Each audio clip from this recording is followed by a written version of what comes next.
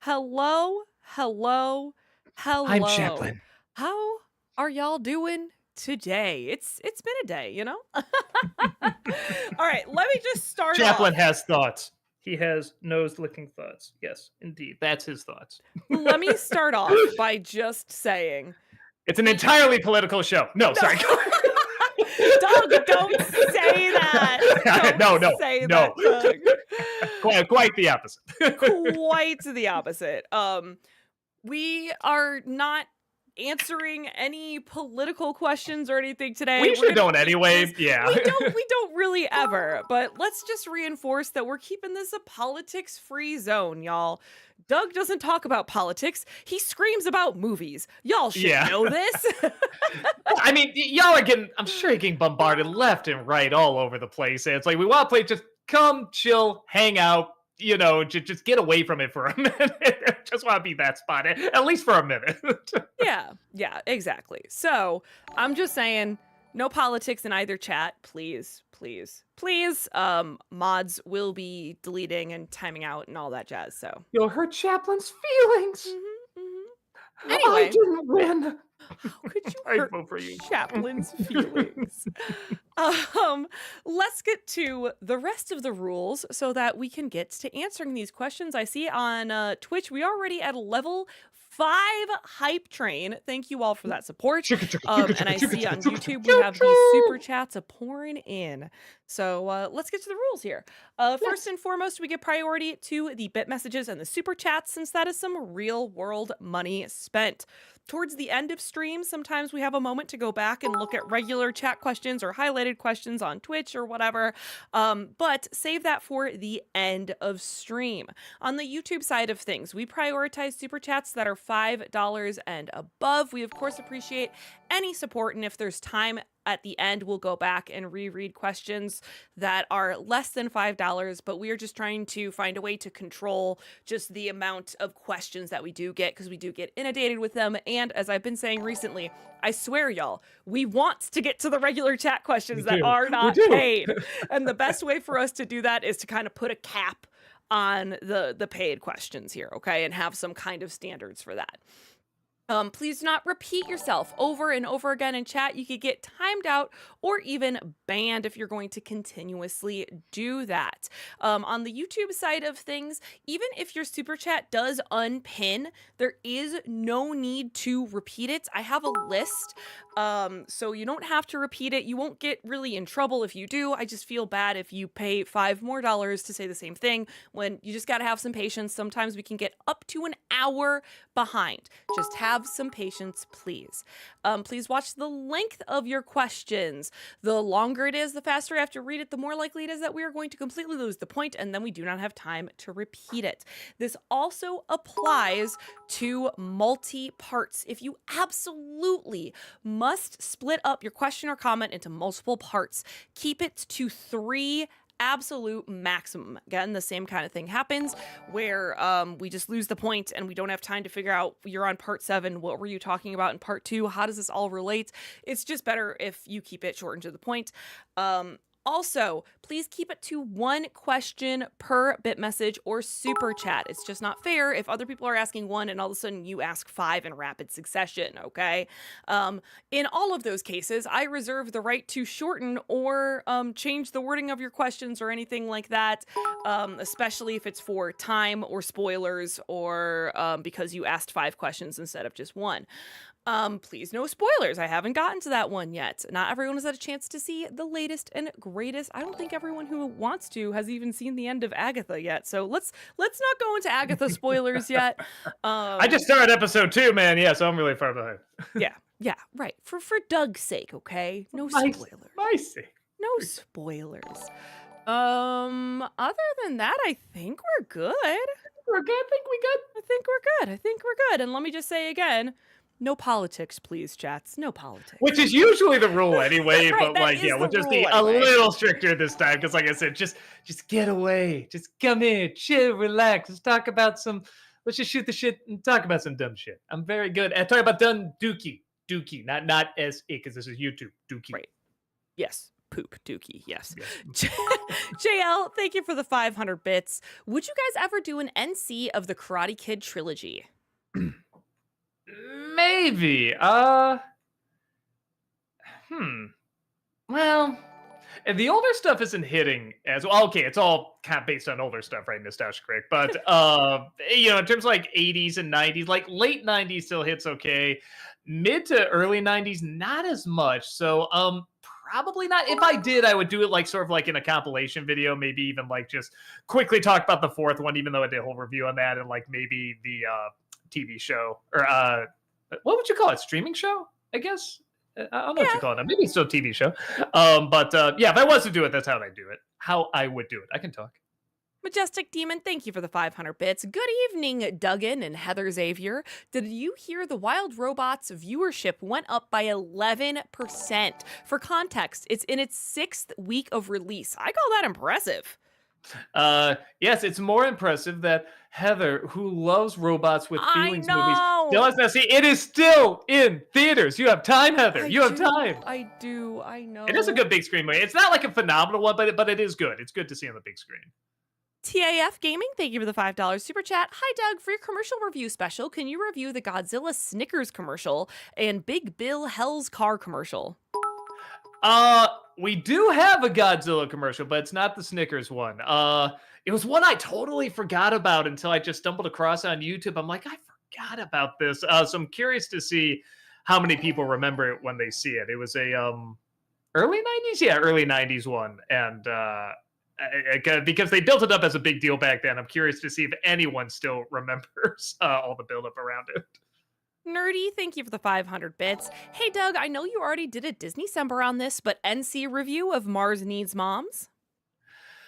Maybe. Yeah, because it is really bad. There's plenty to talk about. I might. I have it on the list. It's not one like I'm rushing to do, but yeah, there might be an audience for that because probably the people that grew up with it and probably remember how bad it is. Dragon's Toy, thank you for that 55-month subscription over on Twitch. Welcome back, appreciate that. Hello, lovely people. Hope you are all doing as well as you can be. Yeah, back at you. Tifio, thank you for the $5 super chat. Hello, Duggan and Heather. Sorry, I got nothing for Heather. That's all right. Professor Heathersian. Heath Xavier? There you go. That's better. Something like that. JL, thank you for the 500 bits. Ever watched the show Pawn Stars? Yeah, even though I know when they do the actual pawning part, talking about the, whatever they bring in, like that's stage 2. That part's really interesting, and I like it. Anytime they have to go to the obviously scripted part, they are such bad actors, and it's so horribly written. And they're like, no, this is real. It's really happening. It's like, it's so painful, which I get people like to kind of watch that too, because it's so fun and cringy, but I can't do it. But when they actually get to talking about the actual items being brought in, I think that's very interesting. Again, even though they know beforehand, they already have the price fixed. I mean, everybody knows this, but it's still interesting hearing about these products. And even the experts they bring in are really interesting. Movie Mike, thank you for the 500 bits. I know you're not crazy about either Looney Tunes movies, but if you had to pick, which villain do you like more? Swackhammer from Space Jam or Mr. Chairman from Back in Action? Probably Back in Action, just because I remember him more. I just remember the design of I didn't even remember his name. The DeVito alien. That's all I called him. Yeah, because there's nothing much else to him. Where at least the one in Back in Action, it's like I do remember the performance. I remember one or two funny lines, so I don't really remember any from DeVito's character. Alex Loves Musicals, thank you for the 500 bits. Hello, everyone. Heather, did you think of the Agatha finale? Maybe what did you think of the Agatha finale? I thought it was really cool. Some things I predicted and others I didn't. I think you'd enjoy the show, Doug. Yeah, I enjoyed the finale. It wasn't quite what I expected, but I don't think that was a bad thing. The pacing on the final episode was a little slow, but again, I don't think that's a bad thing. It's almost like it peaked in the second to last episode, and then the finale was just like resolving everything, which is good. You want things resolved. I did start watching it Again, I should say, because I tried the first episode, I couldn't get into it, but a couple people, mainly Heather. Heather was really saying, "Dude, I think you're gonna get into it. I think you like it." So I did start watching. I'm only on episode 2, but it does get a lot better very quickly. Like it's not like amazing yet or anything, but it's only episode 2. But it's like I do care now. I know what these characters are about. I know what they're like. I know what the plot is and everything. Where the first one, I wasn't a fan in WandaVision when they were in the TV shows, and they didn't seem to really do much with it, except try to do like these unfunny parodies, which you could do so much there. So once the story actually gets going in the second episode, which is immediately as soon as that one starts, yeah, I'm liking it so far, even though I'm only on episode 2. But yeah, I'm gonna keep watching. At Movies, thank you for the 500 bits. Did you see the trailer for the Netflix animated movie That Christmas? It's by the studio that made Ron's Gone Wrong and features Brian Cox as Santa Claus. Dude, boy, why does that sound familiar? I don't think I saw that. Hold on, That Christmas. Yeah, I couldn't get a feel for what it was, because it was saying it's from the people that did, like, I think Love Actually and About a Boy and stuff, but it's clearly like anime, like it has an Arthur Christmas vibe to it, and Santa's in it, but then it just looks like a traditional rom-com. Like I was really confused what it was, and I guess that's a good thing. Oh, it's based on a charming trilogy of children's books. Okay, I just saw the little description there. Yeah, like I'm open to it. Like I said, I just had a hard time figuring out what this kind of is, but sometimes that can be exciting too. Nathan, thank you for the $5 super chat. Thoughts on Taxi Driver? How well do you think it has aged, and do you think it has earned its status as a noteworthy film?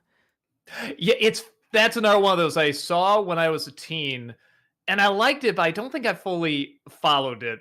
And then watching it years later, I think I rewatched it maybe 3 years later, something like that. It hits me how brilliant this is. Like, whoa, you don't know if this person's gonna be a good guy or a bad guy at the end, and that's what's so disturbing. It's like you don't know what his plan is. Even he doesn't know what his plan is. It's like, am I rooting for this person? Am I not? Is he taking back the power? Is he just going insane and gonna do this awful, awful thing? Like you can't figure it out.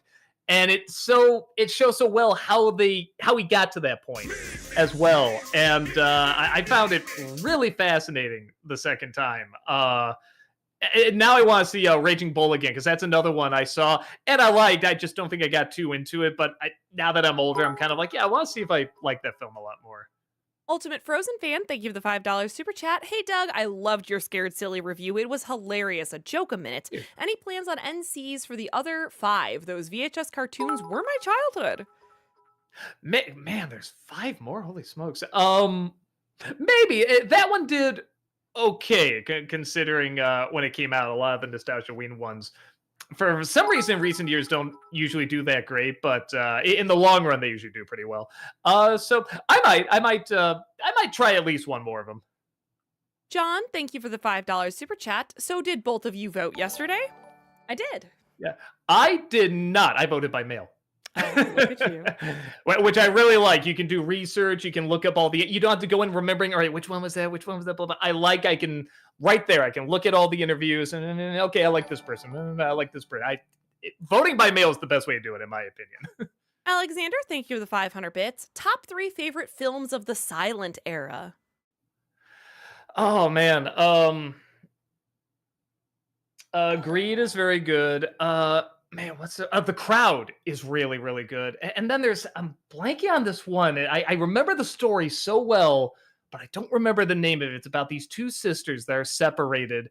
And I think one's deaf and the other took care of her, and they're separated. It's like during this big war. It's kind of like American Tail, where they're always just missing each other while this battle is going on. And it's amazing. And I don't remember the name of it. It's very, very good.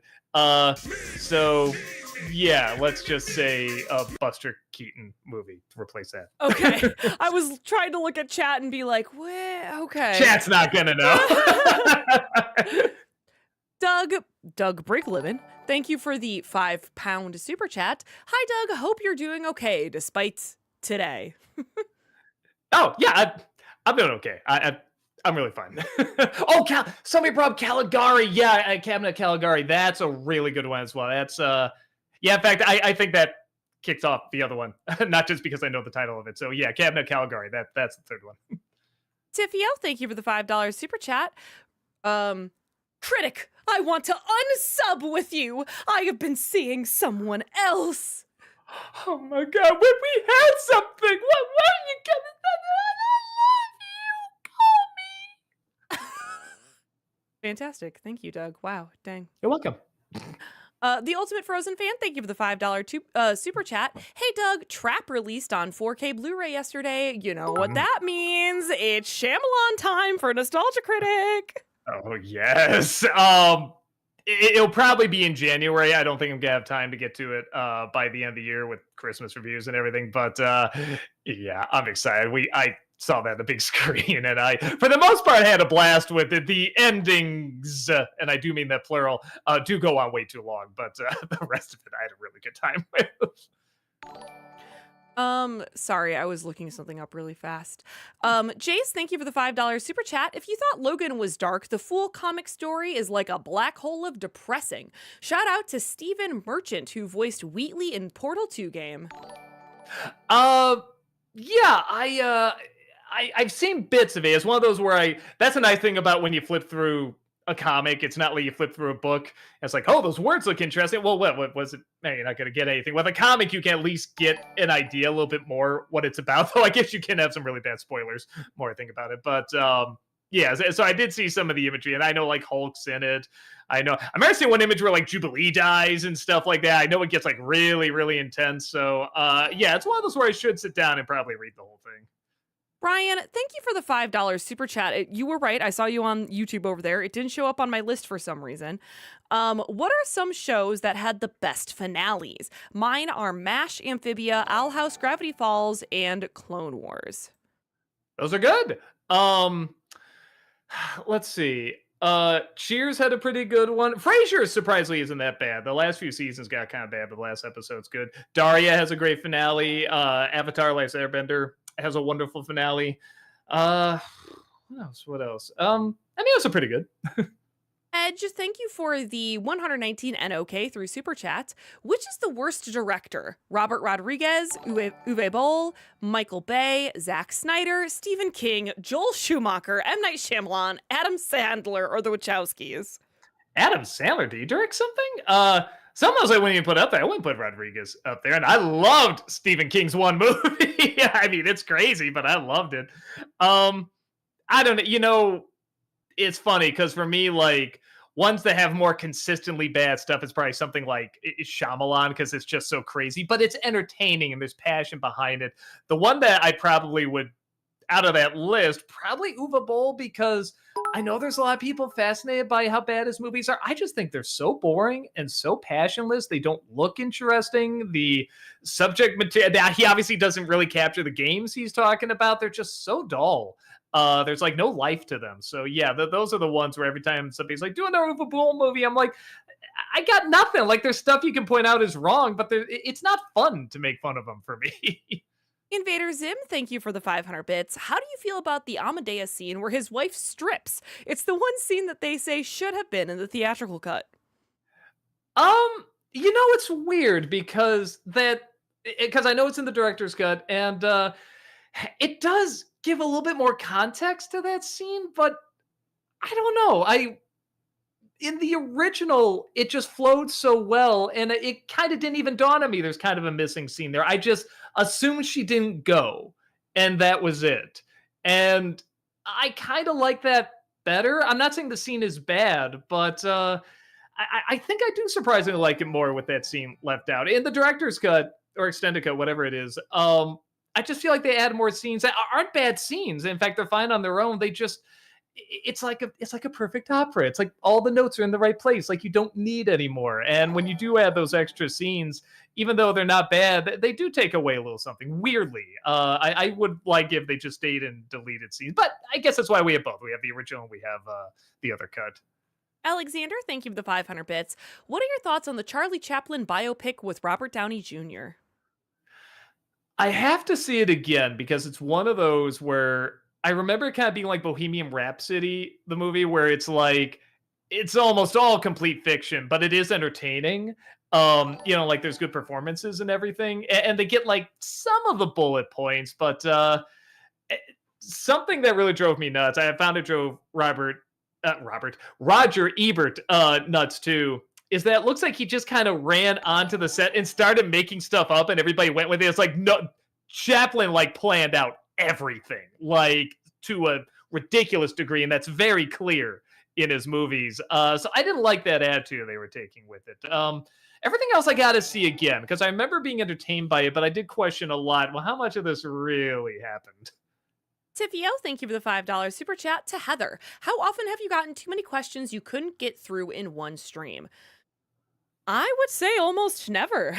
I was gonna say we do get through them, but barring technical difficulties, because sometimes there's tech difficulties and I have to save the questions because like my internet's down or like the computer is breaking or something, and like that's just outside of my control.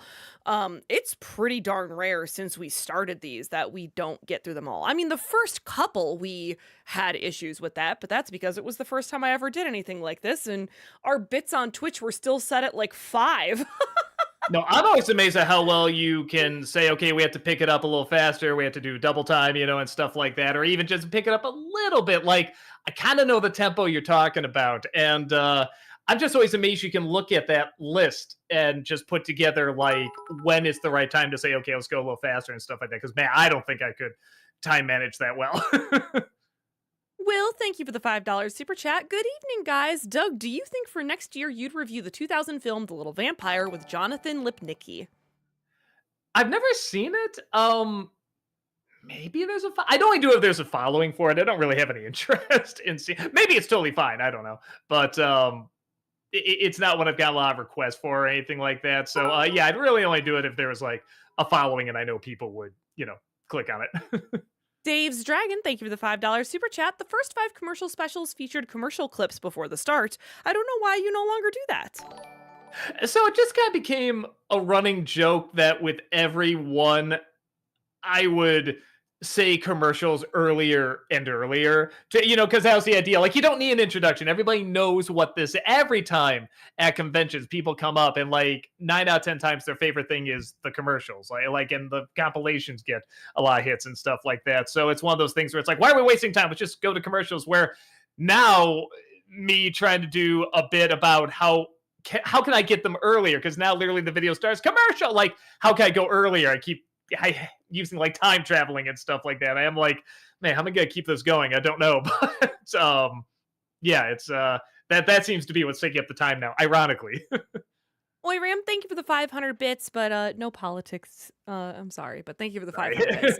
The Ultimate Frozen Fan, thank you for the $5 super chat. Hey Doug, I know you said you rarely do old versus new anymore, but I think pitting the 2 Beetlejuice movies could be cool, or at least an NC for BJX2.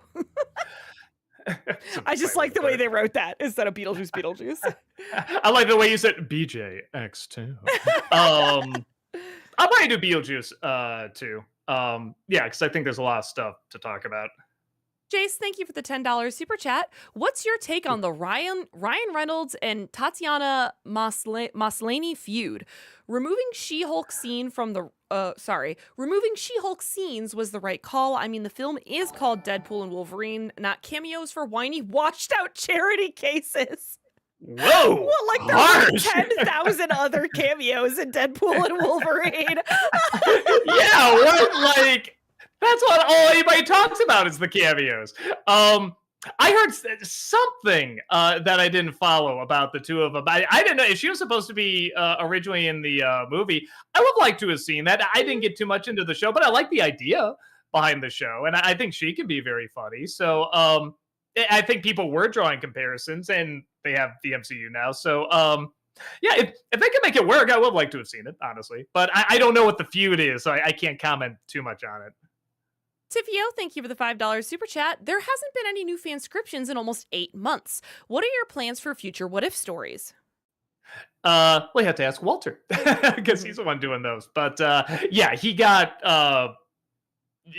filled up with like Twilight Tober Zones and finishing up Batman and stuff like that. So yeah, no, it's and we also got God knows it's on the socials. I keep forgetting to, but we got a new studio, so we're finally middle of November. We're gonna start moving into there too. So he's eager to start this other project that he's really been wanting to film. So I think he's been getting that set up too. But we need a studio first, so there's a lot of moving around that too. But he'll get back to it at some point. JL, thank you for the 500 bits. Has your opinion on the movie The Wizard changed over the years? Kind of. I mean, it's fun to watch for how bad it is and everything. But and of course, it is going to bring back some memories. I barely remember the movie except the Nintendo stuff, and of course, California. But everything else isn't like super nostalgia because, like I said, I didn't remember the movie that well, but I do remember the games, which I think was the point of the movie. So, it's you know it's bad, but it's fun for what it is, I guess. It's a fun little time capsule that's very clearly a commercial. Majestic Demon, thank you for the 500 bits. Fun fact, the villain in Mulan, Shan Yu, was originally supposed to be a spiritual character where he could see things through his hawk's eyes, but it was cut from the film because of taking time away from Mulan's character. Would you like to have seen that idea in development? Yeah, I like to see, which I feel like they didn't do enough of. I would like to see more.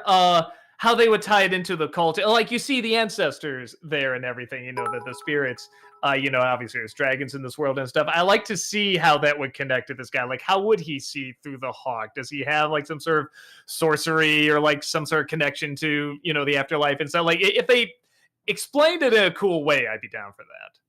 Super Droid, thank you for the 500 bits. Hey Doug, why do you think people hated The Last Jedi so much? I never fully got the hate for that movie. Yes, the Finn Rose side plot was bad and a few other flaws. I still think it's a good movie and I'll die on that hill. And the prequels are still worse than the Disney sequel. End of debate. Well, then what's the point of talking about it? The debate is over.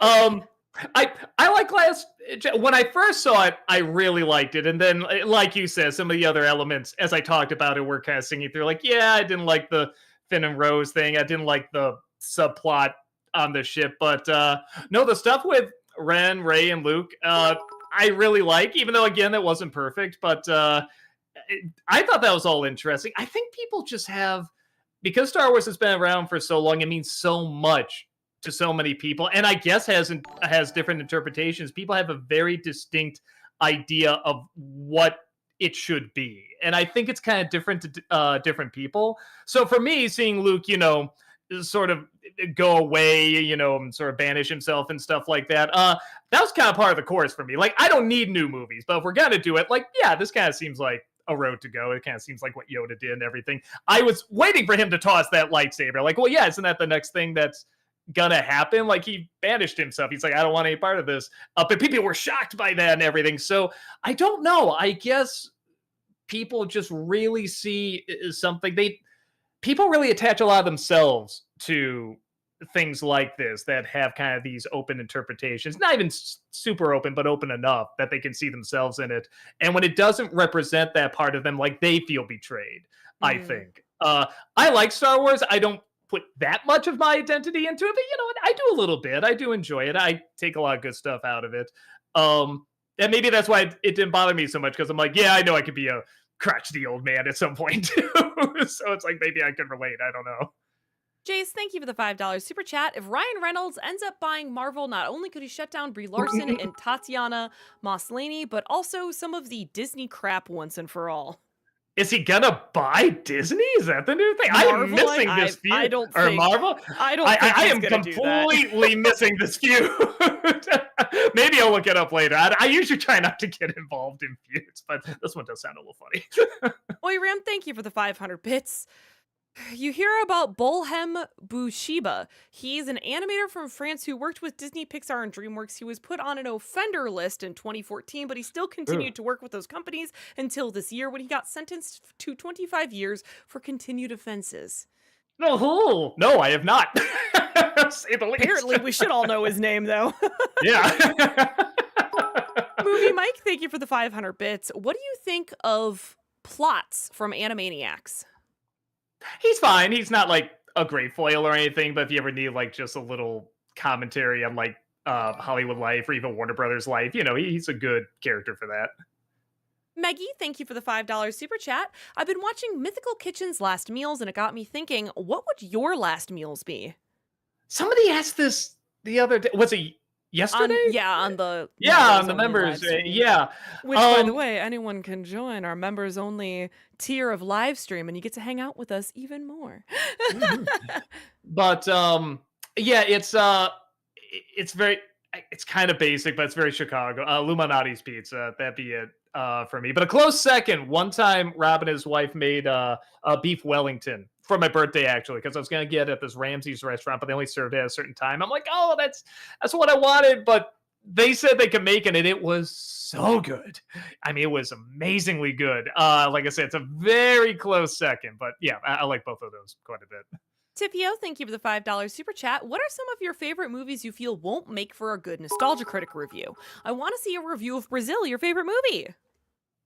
I will at some point. I mean, maybe like the last year I'm doing this or something like that. But part of it is there. It's one of the same reasons I'm sure I'll do Arthur Christmas at some point, but I don't know how because there's just so much to talk about. They are just constantly throwing stuff at you.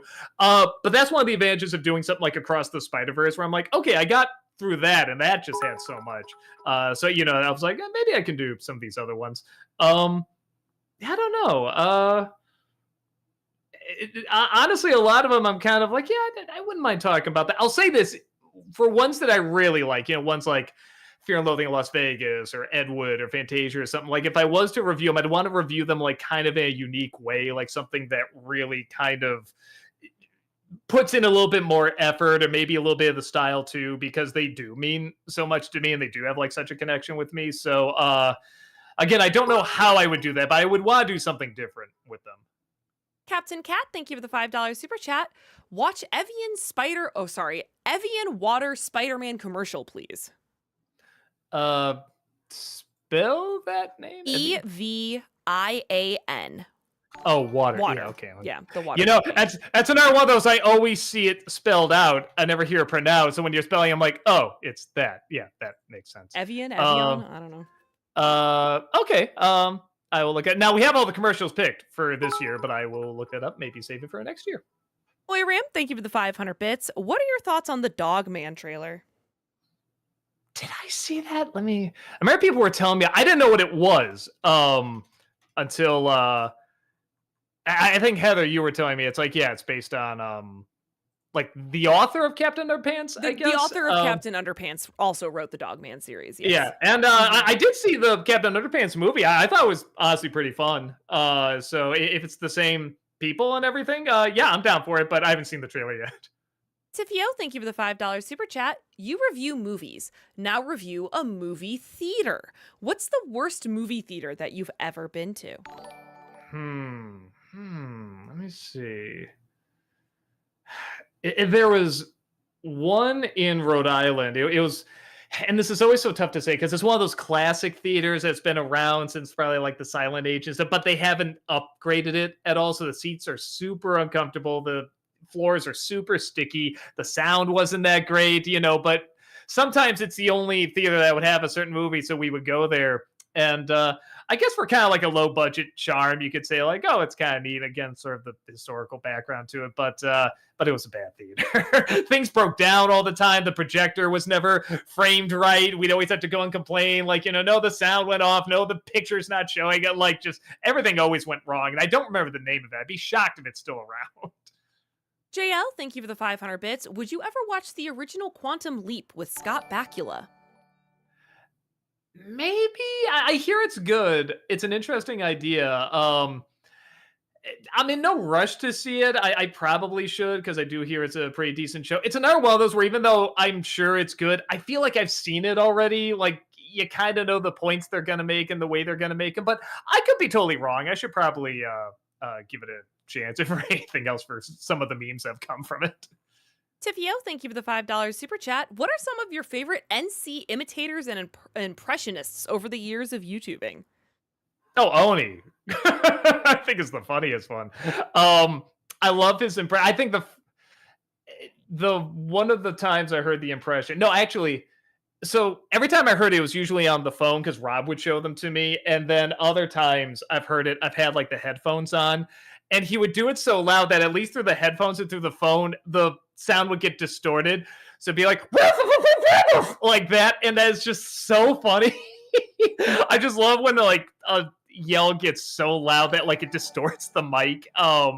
And that really, really cracks me up. Crass, thank you for the $5 super chat. Did you watch Transformers 1 yet? And Saturday night. Uh no, Saturday night I'll probably still no rush to see it. I've heard very mixed things. I just don't like that it's all fictionalized. That's so weird to me. Um but I'll probably see it at some point. And Transformers One, both Rob and I are gonna try and see it, and maybe do like a quick review for like the member section or something like that. And at some point, like I said, I'll do like a NC video on all the Transformers movies. I'll throw it in there too. But yeah, we were like, yeah, we should. Everyone's telling us to check this out. We should check it out, and that'll probably be a fun way to get out a little early with the members. The Ultimate Frozen Fan, thank you for the $5 super chat. Hey, Doug, because of last stream and question about the kid, 1921, I think I know the meaning of your cats' names. Are they named after Charlie Chaplin and Buster Keaton? Not only that, Brad, and it's all just coincidence. Brad had a cat named Lloyd, like Harold Lloyd, and we were just like, oh my god, we have like 3 cats that are named after silent film stars. So Chaplin we named originally, because we're thinking of things that are black and white. We're sort of looking up stuff, and we're like, oh, Chaplin, yeah, like that's kind of cool. And then we were just saying on our way to get the next cat what we should name him or her, and we're just like, what'd be cool if we call him Buster? It's like, yeah, but if the personality suggests something else, maybe we shouldn't, whatever. And so we see this kitten, so cute. We're like, yeah, this is the one. What's his name? Buster. That was just the name he came with already. So we're like, oh, that's a sign. So yeah, it worked out really well. Invader Zim, thank you for the 500 bits. My favorite film theory of all time is the opium theory from Once Upon a Time in America. It makes the flash towards way interesting. Have you ever heard of it, and what do you think?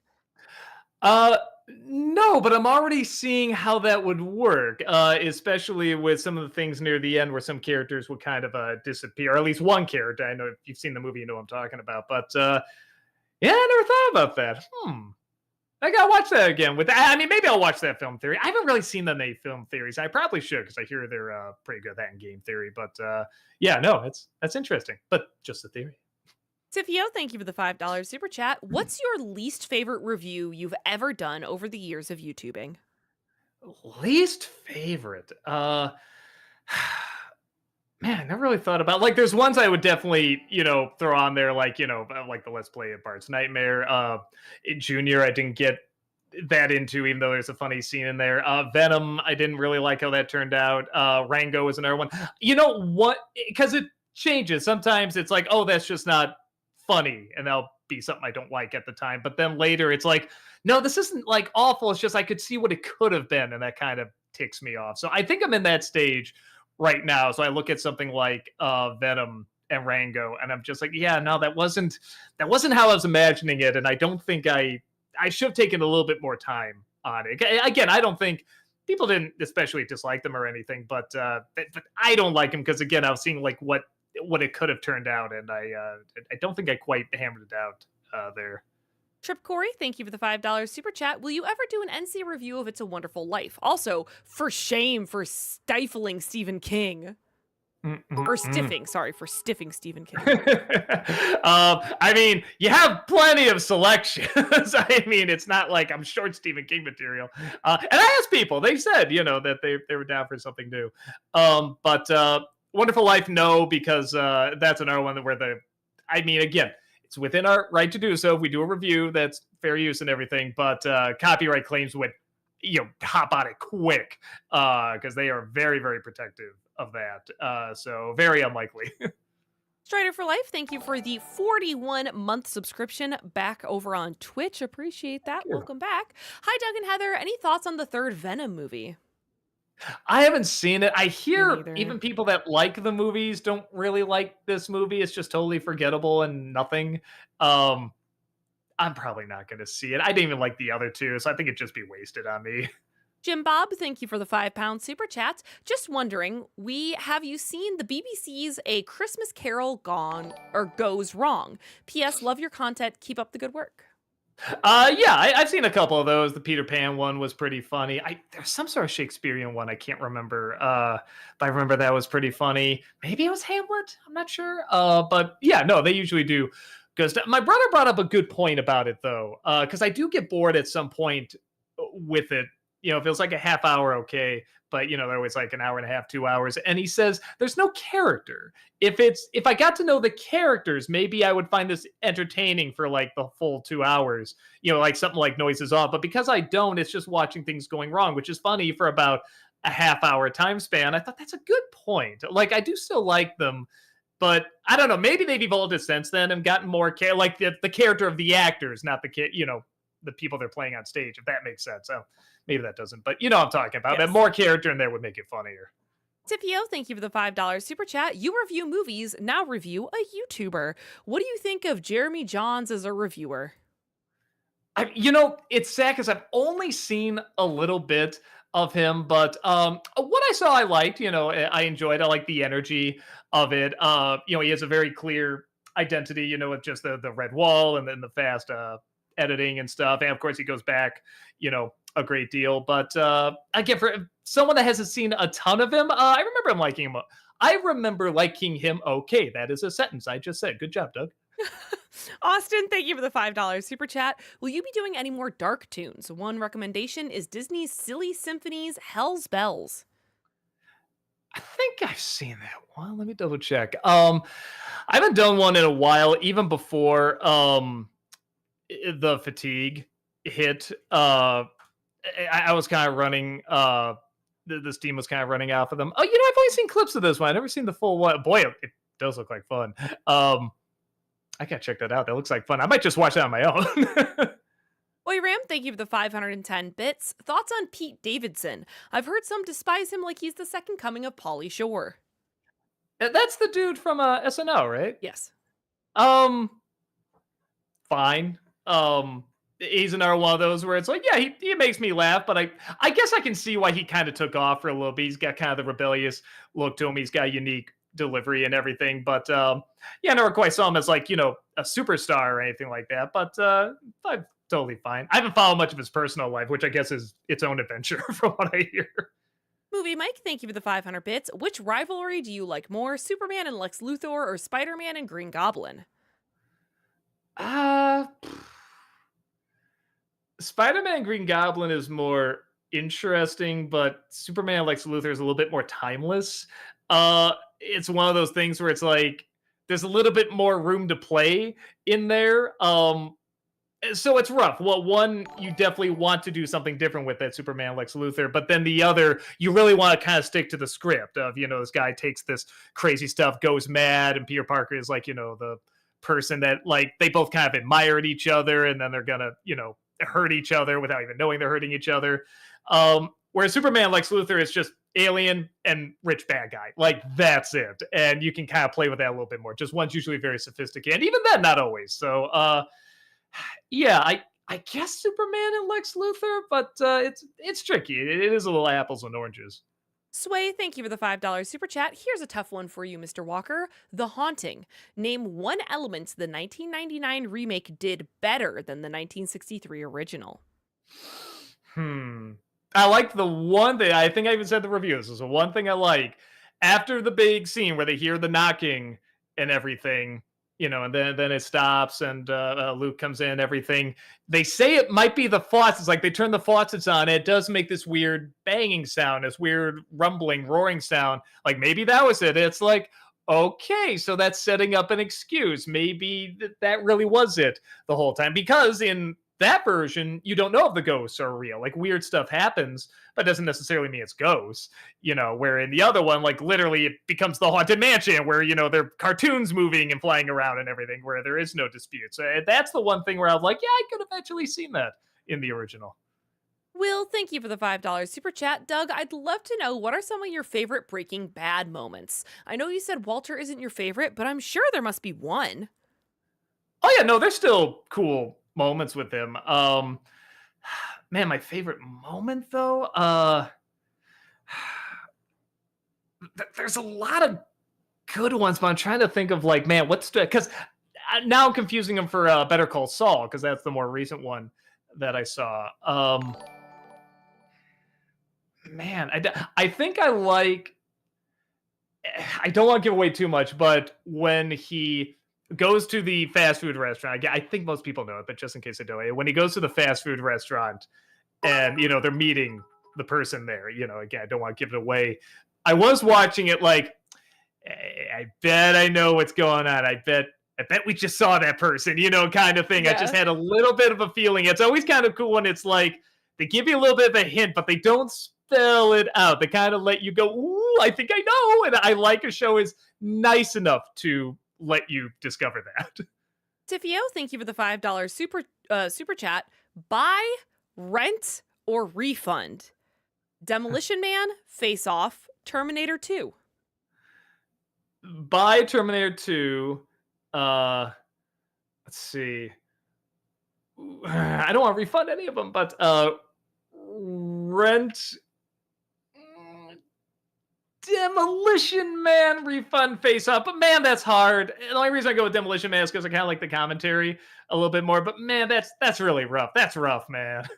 Sailor Aaron, thank you for the 500 bits. Hello, Doug and Heather. Great review today of Logan. Also, happy Stranger Things Day. We got the episode titles today, and I'm so excited for this final season. It's one of my favorite shows ever with FMA, Avatar, The Last Airbender, etc.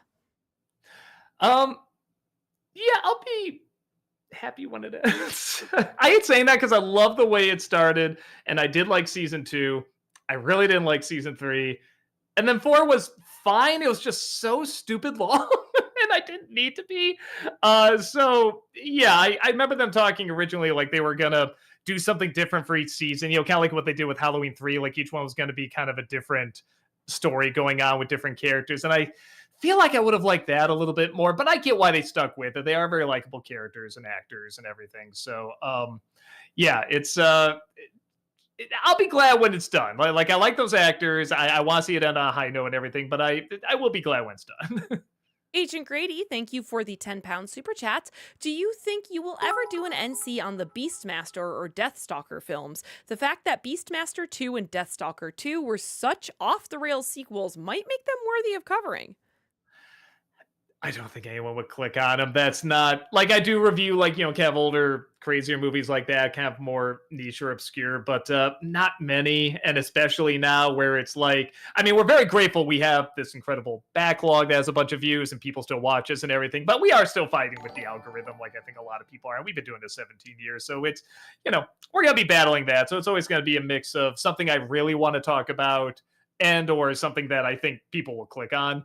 And I don't think people are going to click on that. And I also don't have that much of a passion to talk about. But maybe I'll check them out on my own. I think I've seen the first Beastmaster. I don't know if I've seen the second one.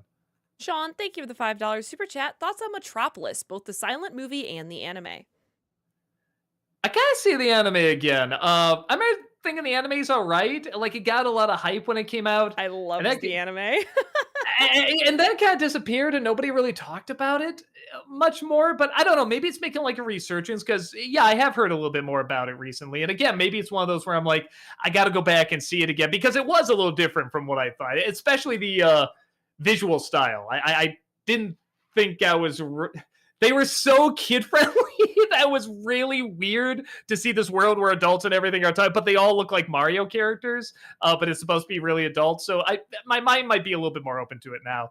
And the original, yeah, just classic. I mean the visuals. That's another one where it's like the commentary is very in your face, but very organic. Yeah, I think it's very well done. Jace, thank you for the $10 super chat. Fun fact, Yoshi's egg at the end of the new Mario film wasn't a sequel beg. It was a tribute to Jurassic Park because the successful animatronic Yoshi in live Mario film was the reason Jurassic Park got made. All right. Definitely didn't put that together. KJK, thank you for the 500 bits. Hey Doug, have you heard of a webtoon called Wayne Family Adventures? It provides a much more wholesome, humorous, slice-of-life perspective on Batman and his family while still staying true to the darker elements of the characters. No. Oh, it's a looks like a comic too. Oh no, original comic based on the webtoon. Okay. Yeah, looks cute. Might check this out. JL, thank you for the 500 bits. What's your favorite scene in the original Karate Kid, and do you think Daniel was the bully in the original? No. It's fun, those comparisons, don't get me wrong, but yeah, I think clearly not. Um, Man, favorite scene. There's a lot of good ones. Man, I mean, I just keep coming back to the performer. I think the connections between everybody. I love the connection between Daniel and his mother, and then Daniel and the teacher, Daniel and the girl, and stuff like that. He was just so charming, and he felt so believable in that role. And he was very likable. I think it's a role that could very easily become whiny and not believable, and I think he did such a good job with that.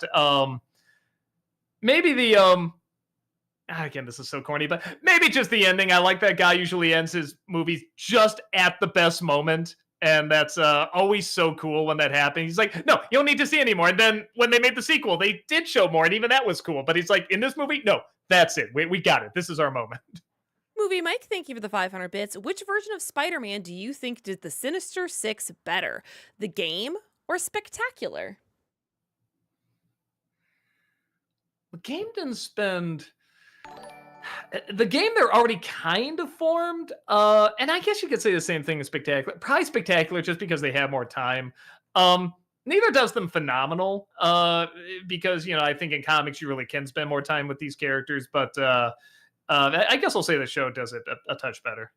Climmer, thank you for the 44-month subscription over on Twitch. Welcome Thank back. you. Appreciate that. Hey guys, when I finished Epic Mickey, I got 3 paint endings, Pete Tronic, Captain Hook, and Detective Horace, and 6 thinner endings, the animatronics, the other Pete's, and the clock tower. But the clock tower feels like it should be thinned no matter what. Yeah, I guess so. Mine were all thinner endings, I'm pretty sure, which is pretty hilarious. You did. Trip Corey, thank you for the $5 super chat. Will you ever review anything VeggieTales? I haven't seen anything VeggieTales, and everybody tells me I should check it out because, like, I know people that are like, I know people that are diehard atheists. They're just like, no, VeggieTales is awesome. They really love it. So, yeah, I should check it out at some point. But I have like a million other things to watch, so I don't know if it's in the near future. Adriana, thank you for the $10 super chat. Hi, Doug. Have you ever been to Colorado, either for a convention or just for a visit? As a Coloradan and longtime fan, I'd love to meet with you. Yeah. Oh, what was it called? It was a Colorado Springs con. Maybe that was it. Maybe it was just called that. But it was really cool, and we kind of toured the area, some of the rock formations and stuff like that, which was really cool. I think at the time weed was just legalized there, so like everything just smelled like it, which was pretty funny. But yeah, and not surprisingly, people were very laid back. Very cool. Sean, thank you for the $5 super chat. Have you seen / heard of either Mad Monster Party and or Gary Puri? Gay Puri I have. It's all right. I didn't love it, but it's just neat that it exists. It's practically like a Chuck Jones movie. And what's called Mad Monster Party? Mad Monster Party. No, I do not know what this is. Funky. I will try to check it out. Loopy Shot, thank you for the $20 super chat. I'm a huge sucker for redemption arcs, but they seem to be hard to do. Heather and Doug, what was by far your most enjoyable character at redemption arc, and what's your opinion on why they are hard to write well?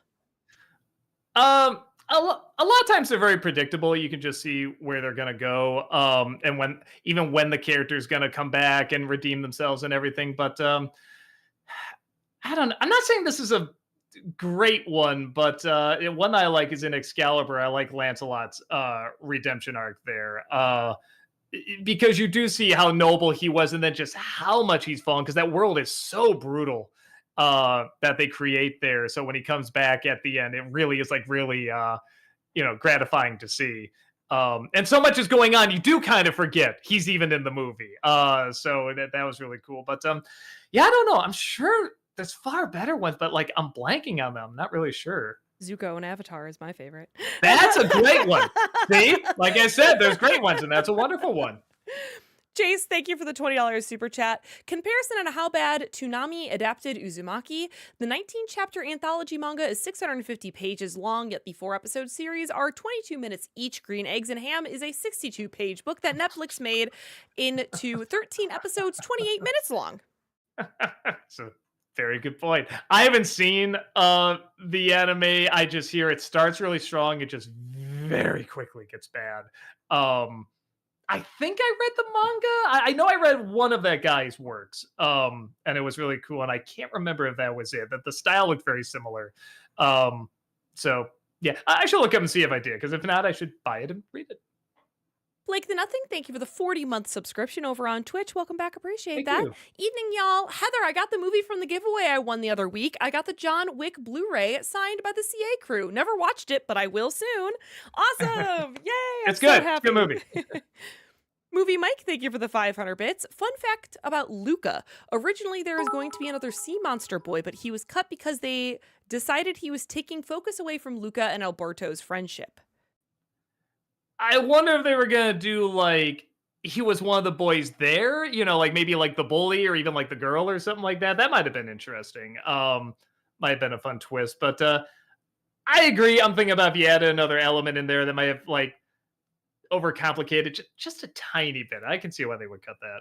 JL, thank you for the 500 bits. What do you think of the movie A Christmas Story, and would you do a review on it? I think I did. Maybe last year, the year before. Yeah, I love it. I know it gets overplayed. I know people talk about way too much and everything, but I do still really love it. Invader Zim, thank you for the 500 bits. Her and Lost in Translation feel like companion pieces, especially since the directors were married and Sofia Coppola based Charlotte's husband on Spike Jonze, at least what I heard.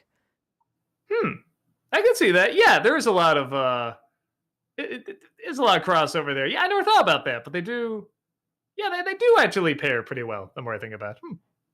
Sand Heaver, thank you for the 10-pound super chat. Hi, Doug. Not a question, but a shout out for introducing me to the 1993 film Fearless. I'd never heard of it before, but it was truly a phenomenal movie with one hell of a great ending. So thanks.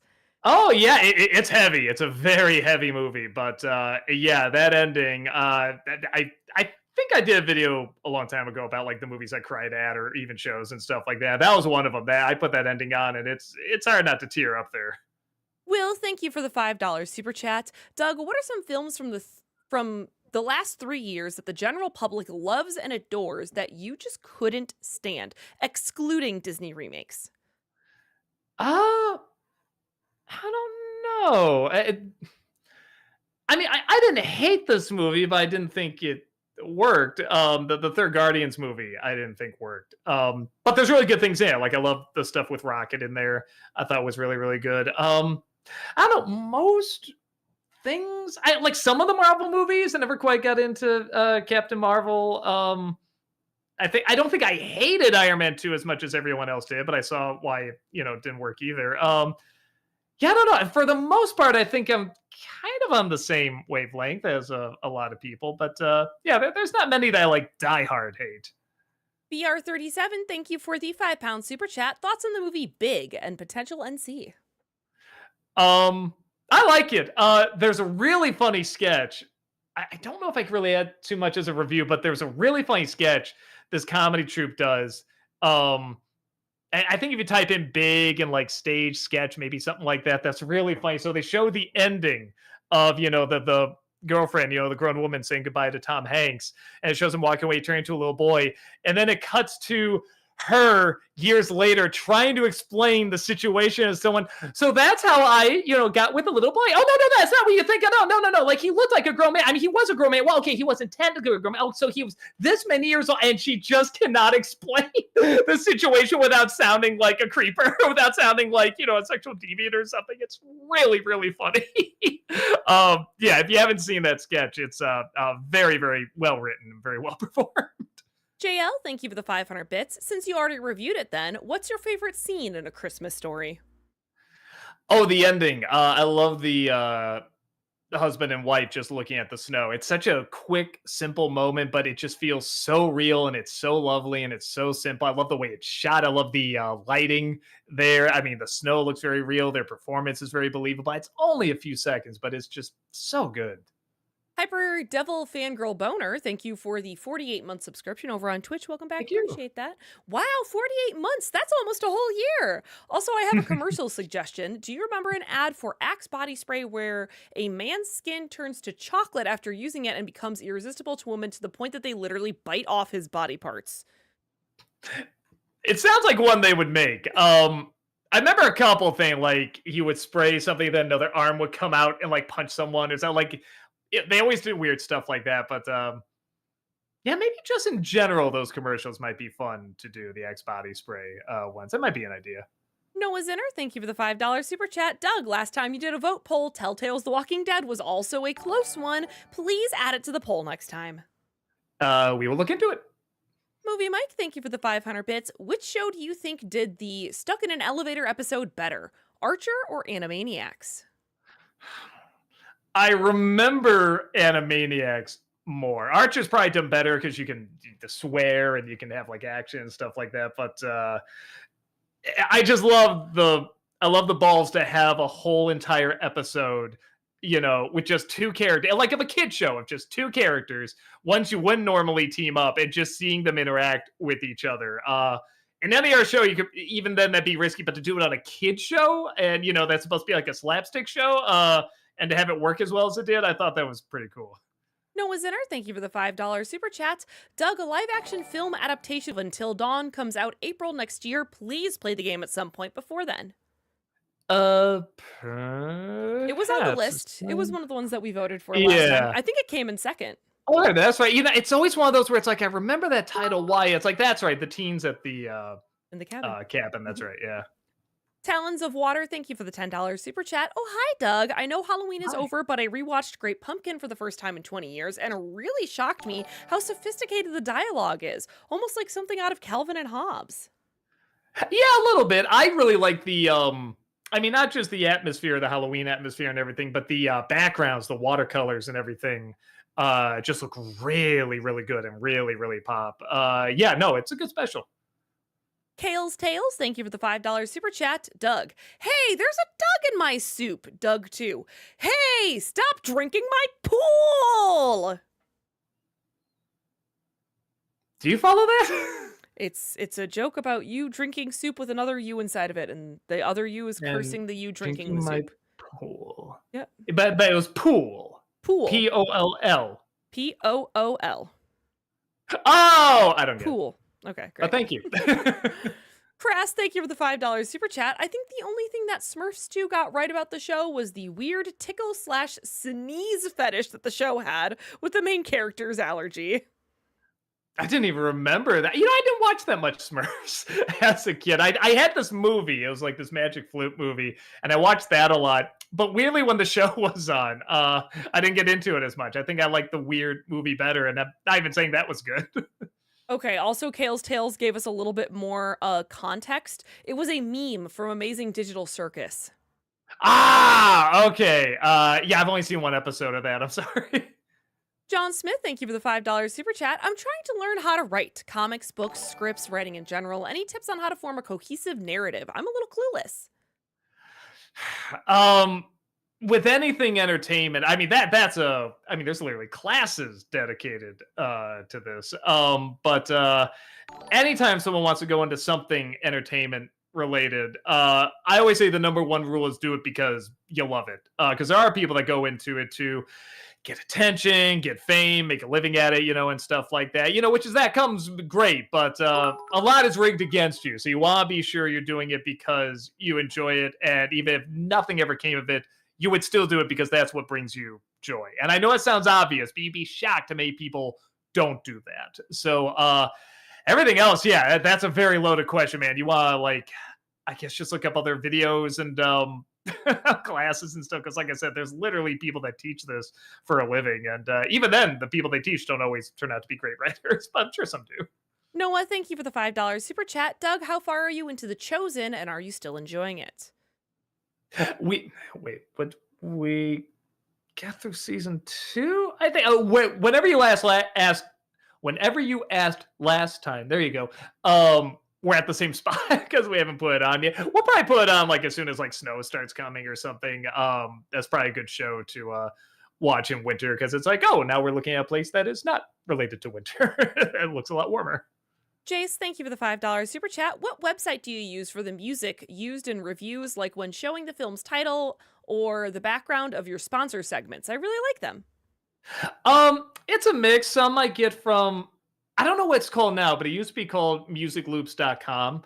If you type it in, it'll still take you to the same site, but you purchase music there. They have really good selection. Just the YouTube music library, they surprisingly have a really good selection there.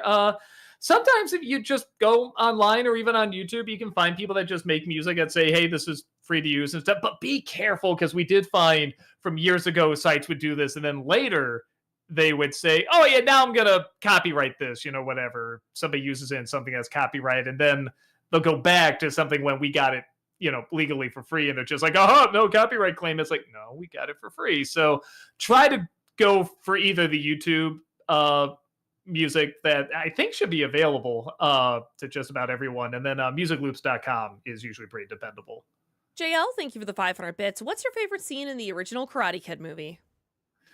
I think that was asked before. I was saying the ending. I think just them ending at the high point was pretty cool. Tiffio, thank you for the $5 super chat. Part 2 of my fun and dramatic dialogue.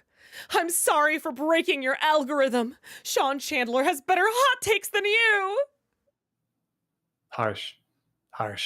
Still not sure I follow it, but harsh. Jace, thank you for the $5 super chat. I know the real reason Jack McBriar's character in Unfrosted blew up. It was the explosive radiation from the Pop-Tart. You know what I'm talking about. I've already blanked out a lot of that movie, man. So I just remember bits and pieces. It's like PTSD is just oh my God, did that really happen? I think that really happened. Actually, it wasn't as bad as I thought it would be, but it is bad. Brady, thank you for the $5 super chat. Have you seen it by now? What are your thoughts on the assassination of Jesse James by the coward Robert Ford? Yeah, no, that's actually the name of a movie. It's a Brad Pitt movie, if you can believe it. Okay. No, I've never seen the movie. I only know the ending because of that Yogi Bear video that they did. I remember hearing it's okay, so I actually wasn't rushing out to see it. I don't know. At some point, maybe I'll check it out. But again, I'm in no hurry. Jace, thank you for the $5 super chat. Are you a waffle or a pancake person? Waffles are consistent in shape, crunchy, and don't spill butter/syrup when eaten. Pancakes are just sponges that don't work. It's funny because waffles are hard to screw up. You can, if they're a little too, well, as you put, spongy. Some waffles can be that way, but yeah, they're usually pretty crispy and pretty good. I'm kind of a pancake snob. They have to be really, really fluffy, really thick. They have to be really, really big. And, a little crispy on the outside, but really soft in the middle. And yeah, when I get a perfect pancake, I love that over a good waffle. But 9 out of 10 times, a waffle's usually better. Oh, bro, thank you for the $5 super chat. Did you see the A Work of Art music video? And if so, what are your thoughts? Yes, that was really cool. I just think it's so cool that guy shows up for anything. He's always ready to put the art makeup on. When I found out why, because I'm always like, man, that's gotta take a lot of time. And it does, but not as much as I thought. I always thought they would put the prosthetics on and then put white makeup on, but it's not. They have the whole mask with the white makeup already on, ready to put on him. And then, nice. The rest is cloth. It's like a cloth outline there, and then the little hat. So I'm like, so it does take time, but not as much as you would think. And it's like, man, is that convenient? That's really, really cool. DePlanet, thank you for the 500 bits. Hi, Doug. Excited to see you starting Sonic X Shadow Generations this Friday. I urge you to please watch Shadow Gen's Dark Beginnings before playing the game. The animation is also good. It's about 15 minutes in total, and you can even download it for free DLC with the game. Is it like a cutscene, or do you know what it is? Or? I think it's a little YouTube mini-series that they did. Okay, what's it? Shadow Gen's Dark Beginnings.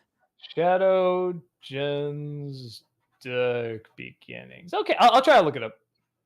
Gray Man, thank you for the $5 super chat. Hi, Doug. We're nearing the CA commercial special. Will we see a certain Baltimore car commercial? And can you do a top 10 animated Christmas specials? Very different questions. Yes. I guess I didn't do anime Christmas special, but I did do Christmas specials or movies, whatever, like in general. So I guess you can check that out. A lot of them are animated. I can't remember the Boston. I don't think the Boston car commercial is in there. Baltimore. There the Baltimore one. There is a Chicago one though, a Chicago car insurance, and people outside Chicago may not know what it is, but if you live in Chicago, you probably know what this commercial is. JL, thank you for the 500 bits. Did you pick up the Karate Kid Blu-ray box set? No, well, wait. Maybe I got the trilogy on Blu-ray a long time ago. If you're talking about some sort of newer one that came out, no, this one I got like maybe 5 years ago. Michael McDonald, thank you for the €10 super chat. Hello, I'm new here. I'm an Irishman and I wanted to give you some hope. Oh, well, welcome and thank thank you. you. We will take your hope. Will, thank you for the $5 super chat. Doug, how would you rank these 1994 classics? The Shawshank Redemption, Forrest Gump, Lion King, Pulp Fiction. Pulp Fiction, number one.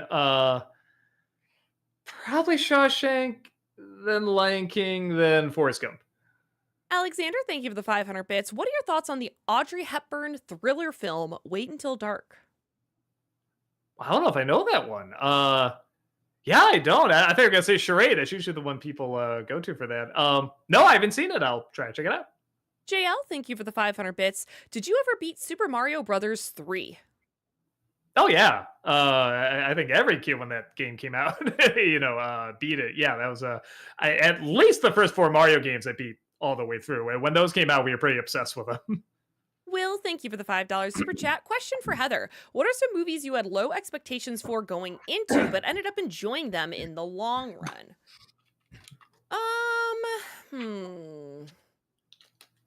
Trying to think of one where I really, you know what? I didn't have too high of expectations. I was a little leery about Birds of Prey, the Harley Quinn one. And man, I walked out of that movie loving it. I really enjoyed Birds of Prey. I don't know if it would be like one of my favorites, but man, it's a great movie. Yeah, I had a good time with that. Alexander, thank you for the 500 bits. This Halloween, I watched the film Whatever Happened to Baby Jane. What are your thoughts? Oh, it's fun.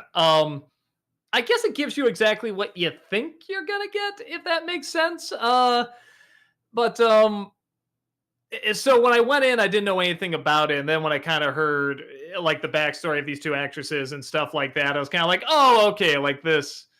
Even if you didn't know it, it's still an entertaining movie. But yeah, it's like it's a little kitschy, but it's also still like pretty dark and gothic and crazy and over the top. It's a fun movie. It's a fun dark movie. JL, thank you for the 500 bits. Did you hear that the new Spider-Man title is called Brand New Day? No, interesting. It's the first. Yeah, it's funny. It's the first time they're obviously not using home in the title, but I like calling it Brand New Day. Like, okay, we're starting something. Man, that's really clever because I'm thinking like Marvel's in kind of a rut right now, and they kind of want to like get out of it and everything. And it's like, well, here we go. It's a brand new blah de da. So that's pretty clever, but they have to deliver. Jace, thank you for the $10 super chat. I found out She-Hulk scene was removed not just because it didn't fit the story's narrative, but she would have literally mansplained how to properly break the fourth wall to Deadpool. Don't need that. I think that sounds kind of funny, actually. You could have an interesting back and forth. Yeah, no. I mean, again, it has to be done well, like anything. But just the setup of, because he is the only character in those movies, right, that can break the fourth wall, and it's like it would be kind of fun to have somebody else do it. Again, this is someone that didn't get into that show that much, but just for comedic possibilities, like it sounds fun to me. On a Joker, thank you for the 500 bits. Thoughts on the great spoof movie Black Dynamite 2008? Not Dolomite. That's another movie. I have it on my list of movies to watch because I actually haven't seen it, but I've heard really good things about it. So I got to check it out. Majestic Demon, thank you for the 500 bits. Since you enjoyed the work of art by Ice Nine Kills, here's another rock/metal song you might like. Bleeders by Black Veil Brides. The video was heavily inspired by Sweeney Todd, and you can tell. Boy, maybe I've seen this on Bleeders by. Oh, there it is, Black Veil Brides. Let me see. Oh no, I haven't seen this. Look, yeah, clearly Sweeney Todd. All right, I'll check that out too. It looks really cool. JL, thank you for the 500 bits. Speaking of Across the Spider-Verse, what do you think of the relationship between Miles and Gwen? I like it. It's one of those where whether they go, it looks like they're leaning towards kind of a romantic thing. I'm fine with either, honestly. If they're just friends or if it's something romantic, I'm really fine with either. I like a couple where I guess I don't see this often where the chemistry kind of works either way, and I think that's really cool. Yeah, no, they're both entertaining characters. They both would hold a movie. Well, Miles obviously is holding a movie, but I think she would hold a movie great as well. So yeah, no, I think they're well done. Maryland Wolves, thank you for the $5 super chat. With the movie here getting bad reviews, what makes you think how Robert Zemeckis lost his edge directing films? Also, Forrest Gump is 30 years old, too. You know, that sounds right. Does that sound weird to say? Like, yeah, 30 for Forrest Gump. That sounds right. Maybe because it's about the passage of time. I don't know, but uh, I don't know. Somewhere he got he, he could balance technology and effects with storytelling just well enough. Even then, honestly, he kind of showed off a little bit in the early days. When you think about Roger Rabbit and like Back to the Future 2 and 3 and stuff like that, he did show off quite a bit. But he could balance it just enough. It wasn't too distracting. And then I think some point he got way too into the technology, into the CG stuff. And I think to him, whenever he has CG doing something on screen, to him, that's the exact same as it's really there. He doesn't take into account that we know it's CG, it's fake, it's a computer and everything. And I don't know. On the one hand, I kind of get into that childlike mindset, like, oh, he really believes he's in there, like in the witches, like when they're crawling the fence, like we're really in the fence. But to him, that's impressive. But to everyone else, we've just seen this everywhere, and it's not that impressive anymore. So I think even the idea, which isn't a bad idea, of just taking this one spot on planet Earth and just staying there and seeing what happens with the passage of time isn't awful. It's not that bad an idea, but it does feel a little gimmicky. And I think people know you have to have something that really, really holds up beyond the gimmick. I think that's it. He's relying too much on the gimmick. And, you know, I love a lot of his past movies. I'm always, in a way, kind of rooting for him, but it's not hard to see that's kind of the issue right now. And I'd like to see him really do something challenging again. Here, honestly, in some respects, is a step in the right direction, but he's got to get, I don't know, he's got to have more of a bite to it. He's got to do something that feels more real, I think. So my mom saw the movie here last weekend, and then she called me on Monday, and she just goes, does the Doug guy that you work with do movies like here and review them? Because this one's really bad, and he could shout about it. Well, there, I guess I have to review it. It was very cute. Okay, well, now I'm really curious. I was curious to check it out, even though I heard it got bad reviews. It is a little different. I kind of want to see what he would do with it, even though I get the feeling it's not going to be good. Movie Mike, thank you for the 500 bits. And Animaniacs, what is your favorite sweet moment between Scratch and Sniff and the Warners?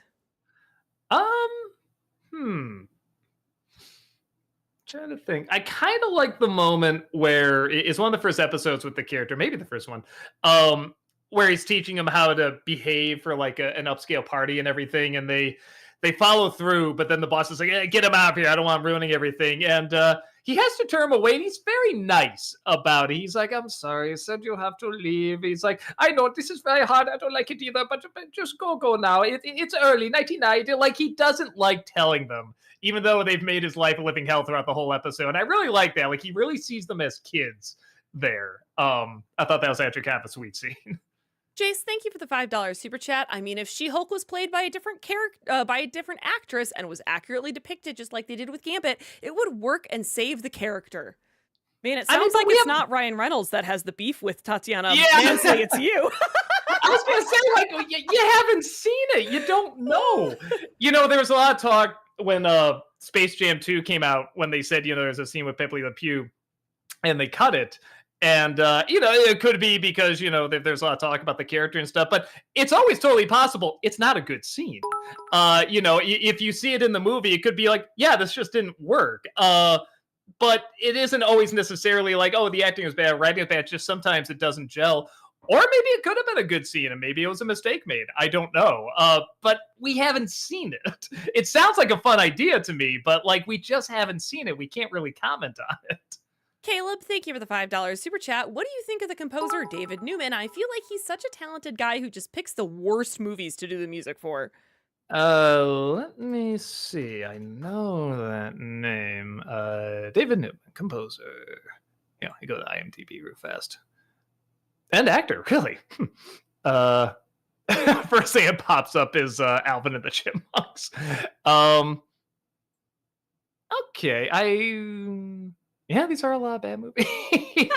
um, yeah, he looks like someone that does kind of just the bouncy, nice music. Yeah, from what I'm seeing here, it's doesn't sound like it's my thing, but he's fine. Yeah, he always gives those movies what they're clearly looking for. Actually, I remember liking Hoffa a lot. The soundtrack to that was really good.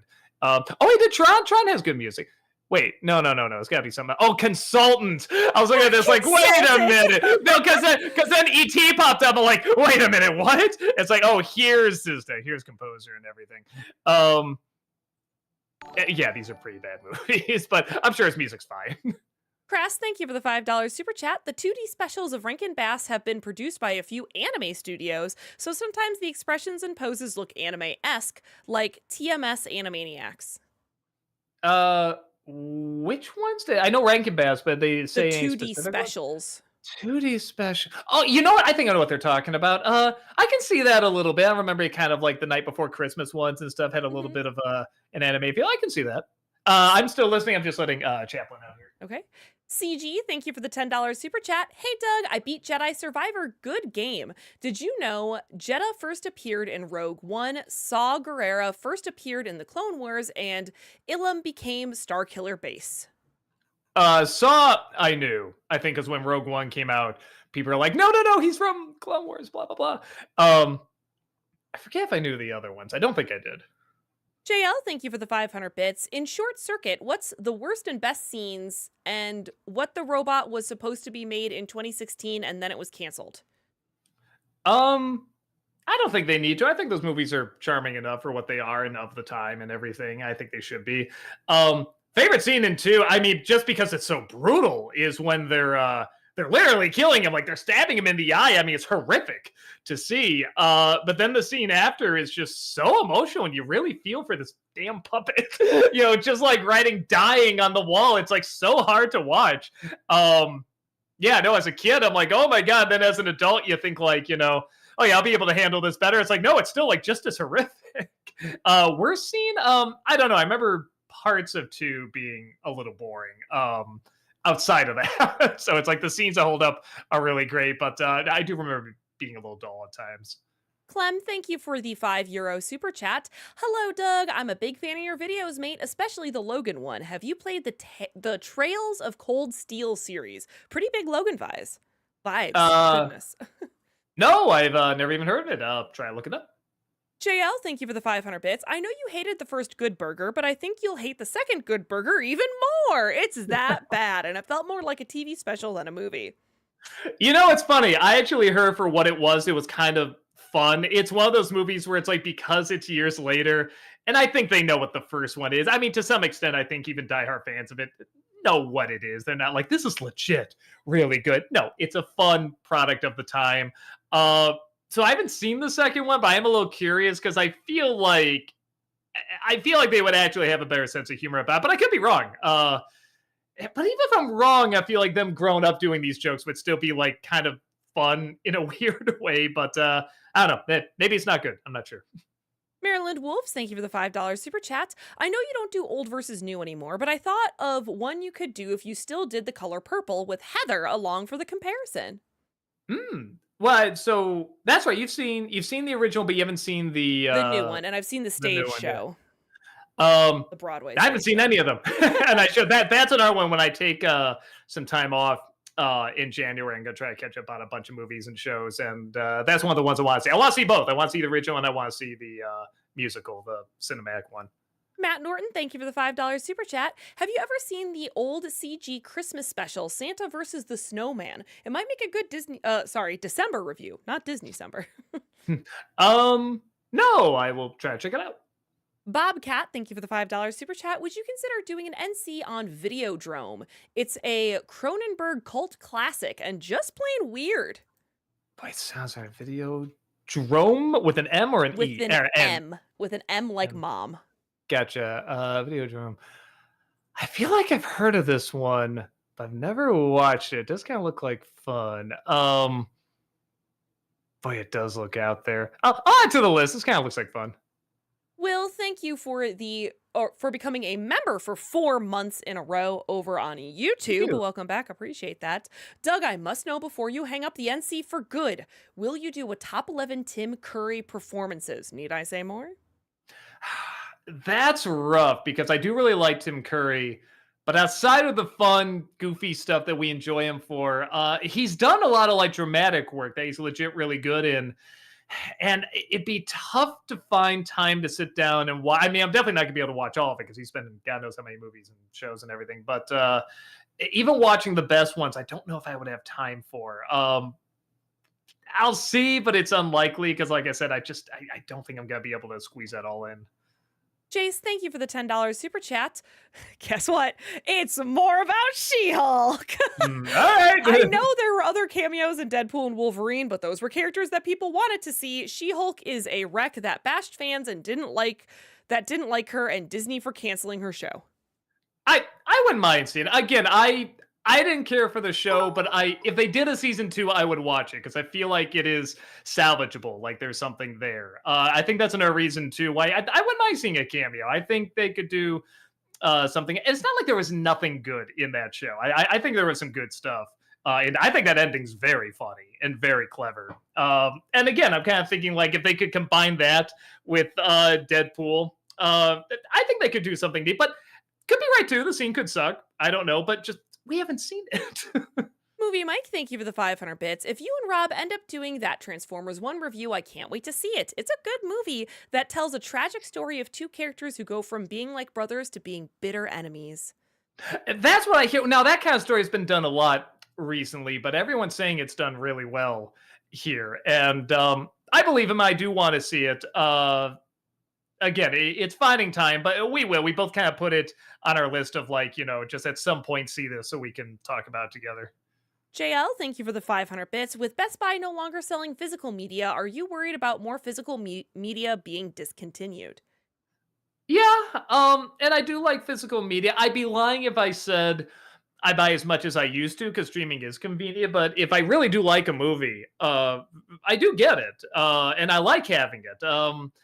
It's unlikely anything's going to happen. It's going to knock out all the streaming services or anything like that. But there is always something nice knowing, hey, when I buy something, here it is. It's in my hand, kind of thing. And I think there is something cool about that.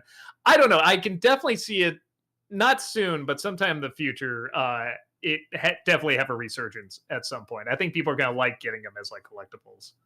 Michael McDonald, thank you for the €10 super chat. Doug, could you review the cartoon Total Drama? I know what it is. I don't have time to watch it. I also don't have that much interest in it, but I know it's got like a diehard following because it's always something that's on like YouTube and like DeviantArt and stuff like that. So, but I don't know anything about it. I don't have time to watch it, so I'm so sorry. Kale's Tales, thank you for the $2 super chat. JL, thank you for the 500 bits. Do you think Jurassic Park 3 is really the worst of the trilogy? For me, no. Oh wait, the trilogy, the original. It's a little bit pick your poison because 2 is really boring, but it tries to be an actual movie. You gotta give it credit for that. 3 is much more entertaining, but it's just a complete B movie. Like you could have just taken out Jurassic Park and just said, these people discover an island with dinosaurs, and it'd just be like fine. That's how much it makes sense. So it's kind of a pick your poison. If I had to choose which one would I rather watch, I probably want to watch Jurassic Park 3, but it's hard to say it's the better movie. The Living Mega Muck, thank you for the $5 super chat. You know what? Everyone complains about the nipples on the bat suit, but I honestly never liked the muscle plating on the suit in the first movie.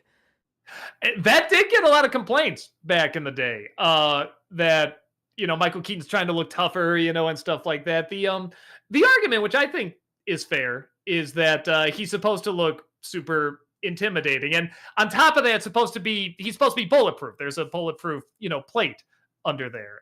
So I think it makes sense. It's like because you just see this blank plate or this blank vest, that's gonna look really lame. But if you see like, hey, this guy's Billy holds out his wings and there's a built guy under there, like, oh, smokes, like you gotta run away from this dude, kind of thing. So I think it makes sense.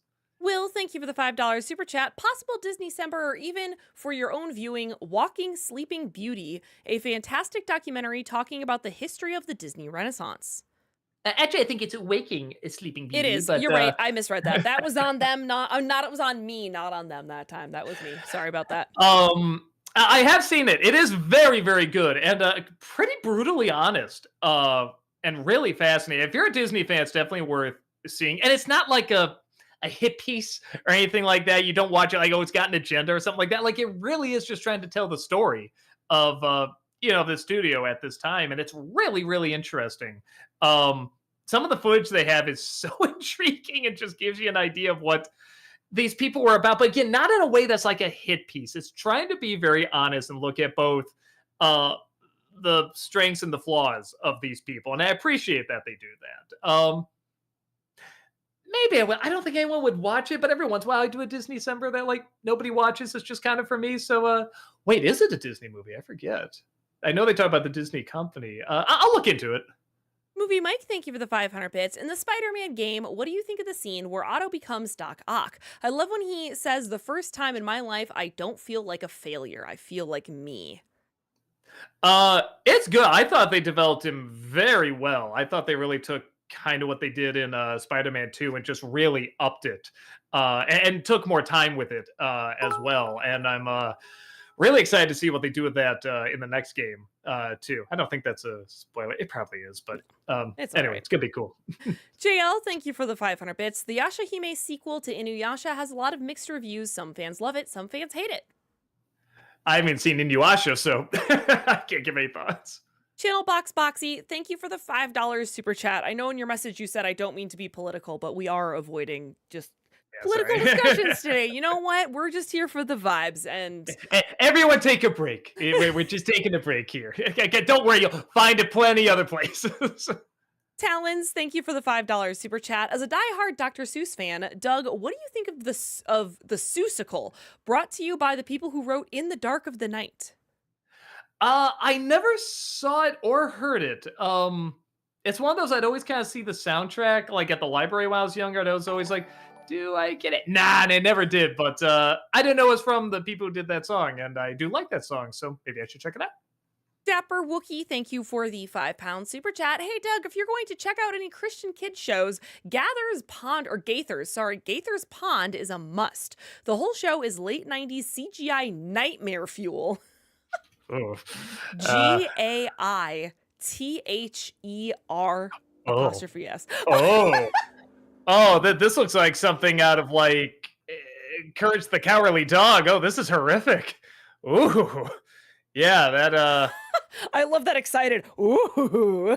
I don't know. Just like it is one of those where I'm like, I gotta know more. Like, oh, every time I see a new picture, it's like, what? Oh, there's a picture of Danny DeVito from Always Sunny in Philadelphia looking at how hideous it is. Just says, I do not like this painting, Charlie. It's smug or mocks me. Oh my god, yeah, I may need to check this out. This kind of looks amazing. JL, thank you for the 500 bits. What's your opinion on The Fresh Prince of Bel-Air? Have you watched all of it yet? I mean, the original, what was the dramatic reboot they did? It's just called Bel-Air. Bel-Air. Okay, so we are talking about the original. I like it. I was very impressed for the most part how well they transitioned to the dramatic episode. Sometimes it didn't work. The one where Carlton gets a gun does not work. They even keep it like the audience laughing at points where they shouldn't be laughing, which is honestly kind of brave to do. They're like, okay, this scene isn't working. We'll just own it. But when they do work, they're very. I mean, that scene, the "How come you don't want me, man?" See, I mean, I'm just like, still gives me chills. That's such a chillingly good moment. It's a good episode too. But even before that, the comedy, it's good. It's fun. It really relies on the energy and the charisma of the actors. The writing's fine, like it's good enough, but what really makes it work is the actors. They really, really bring a lot of charm and likability to those characters. Will, thank you for the $5 super chat. If they ever did a Calvin and Hobbes TV show, I always felt as a kid that Richard Kind should voice Hobbes. Thoughts? You know, I know why you're saying that, because he voiced Tom. And while that's not a good voice of Tom, I could see him as kind of like a cattish character. I always kind of saw like a maybe because he looks a little bit like Yakko, like a Rob Paulson kind of voice, a little bit, kind of like a high pitched right Rob Paulson voice. But Richard Kind is kind of like that too. I could totally see Richard Kind in that role. Yeah, and I don't know who would voice Calvin. You either had to get a real kid or like an actress who could really, really duplicate that sound well, but has like a clear voice. You know, someone like she's passed away, but Deborah Hill, is that her name? The one who did Max from Goof Troop. She had a. I imagine that'd be a good voice for Calvin. Sean, thank you for the $5 super chat. Where did you see the animated short The Snowman? I first saw it at my grandmother's. Possible NC for it. Has Heather or any other CA member seen it? I have not. Oh, you haven't seen The Snowman? I don't think I have. Maybe I Oh, have. it's the hand drawn one where he's flying with the little boy while it's snowing and everything. You've never seen that one? The Snowman. Maybe I have, and I just don't remember. It's good. If you're with your husband being an illustrator, I'd be shocked if you haven't seen it. Yeah, Because it's all like color pencil drawings and everything like that. It's really, really good. Yeah, I don't know if I could do an NC on it. I did put it on like the top 12 like Christmas specials. I have seen this. Just kidding. Yeah, like when you see that style, you definitely know it. Yeah, I really liked it. I don't know if I could add much as an NC review, but yeah, it's really well done. Dev the Wiser, thank you for the 500 bits. Have you read or watched One Flew Over the Cuckoo's Nest? And if so, what are your thoughts? Oh yeah, long time ago. I think I saw the parodies of it before I saw the actual movie, so I kind of had an idea where it was going. But so it's one of those movies where the writing's it's a little. My aunt always had a great saying. She just says every time I see it, I just hear, "I'm a rebel movie. I'm a rebel movie." Like, and she is right with the writing, but the acting and the directing is really what shines about it, and I think really, really stands out. So just on those levels alone, I absolutely love it. Treg Rider, thank you for the 500 bits. Hi, Doug. I heard BoJack Horseman and Undone are two of your favorite shows, so I have to ask, are you excited for series creator Raphael Bob Waksberger's new series coming out next year titled Long Story Short? Last I heard, it will be an animated comedy series about a family over time. Sounds interesting to you? Yes. I mean, anything from that team at all, I'm very excited for. BoJack, both of those, BoJack and Undone. I guess more people know about BoJack, but yeah, more people need to know about Undone. It is so well undone, but it really is well put together, and both are definitely worth seeking out. JL, thank you for the 500 bits. What's your favorite gaming console? Sorry. And one thing I'm saddened about is the end of James and Mike Mondays. I really love looking forward to their reviews, but I'm saddened they went their separate ways. Yeah, I mean, they're still friends and everything. It's not like they're, on the outs or anything. They're still good friends and everything. But yeah, they both got their own lives and everything. But I mean, my favorite one, I'm sure it's just for the nostalgia, but the original Super Nintendo, I really love.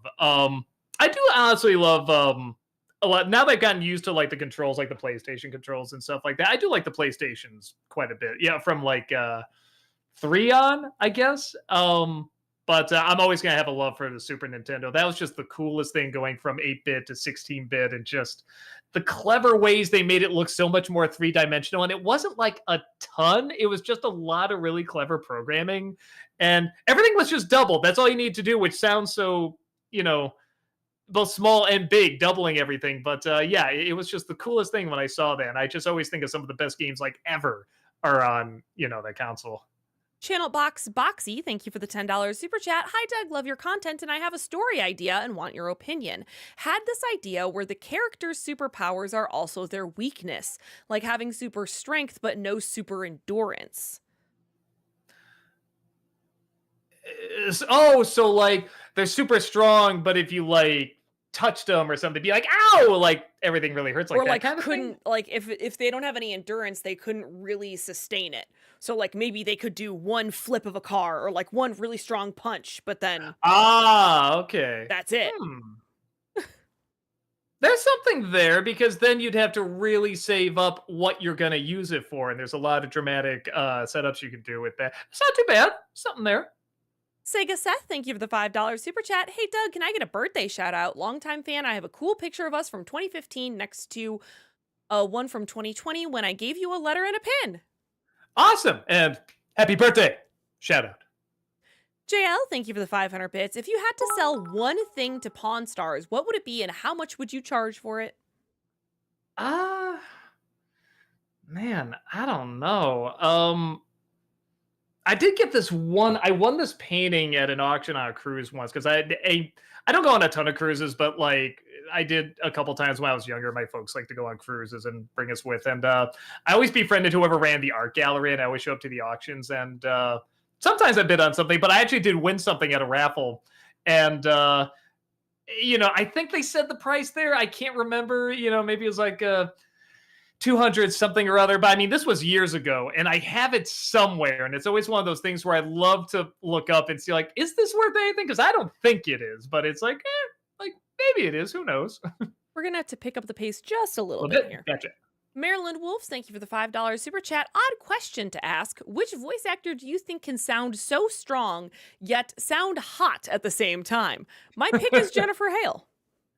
I mean, if we're talking men, you gotta go with like cute David. I mean, come on, man. But like women, I was really shocked to find Minnie Driver in Mononoke was a pretty cool voice. Had this great strength to it, but it's kind of a hot voice too. JL, thank you for the 500 bits. I started rewatching Futurama, and what's your favorite episode so far? I think the one where Bender's floating in space. I really like that one a lot. JL, thank you for the 500 bits. I was forced to watch The Idol of You with my family and thought it was really wired. It starred Anne Hathaway and she dated a rock star. What's it called again? Idol of You? Idol of You? Okay, I am not familiar with it. I'll try to check it out. Alexander, thank you for the 500 bits. If you want to see a Robert Zemeckis film that has more of a bite to it, watch Used Cars. It's a hilarious dark comedy and Kurt Russell is amazing in it.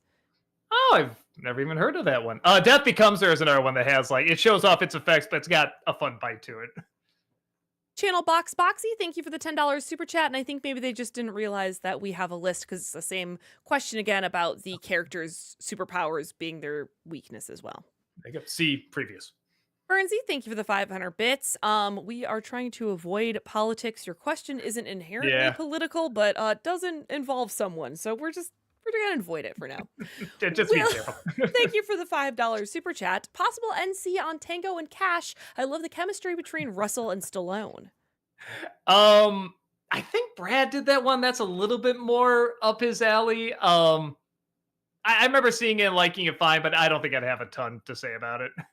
Oh, apparently it's The Idea of You, not Idol of You. Sorry, they spelled it IDOAL, so I assumed it was Idol.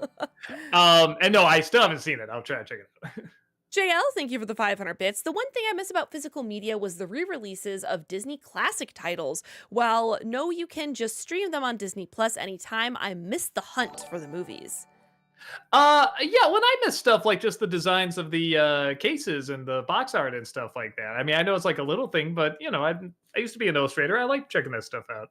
Christian, thank you for the $5 super chat. There were 2 scrapped games when it comes to Epic Mickey, which are Epic Mickey 3 and a spin-off, Epic Donald.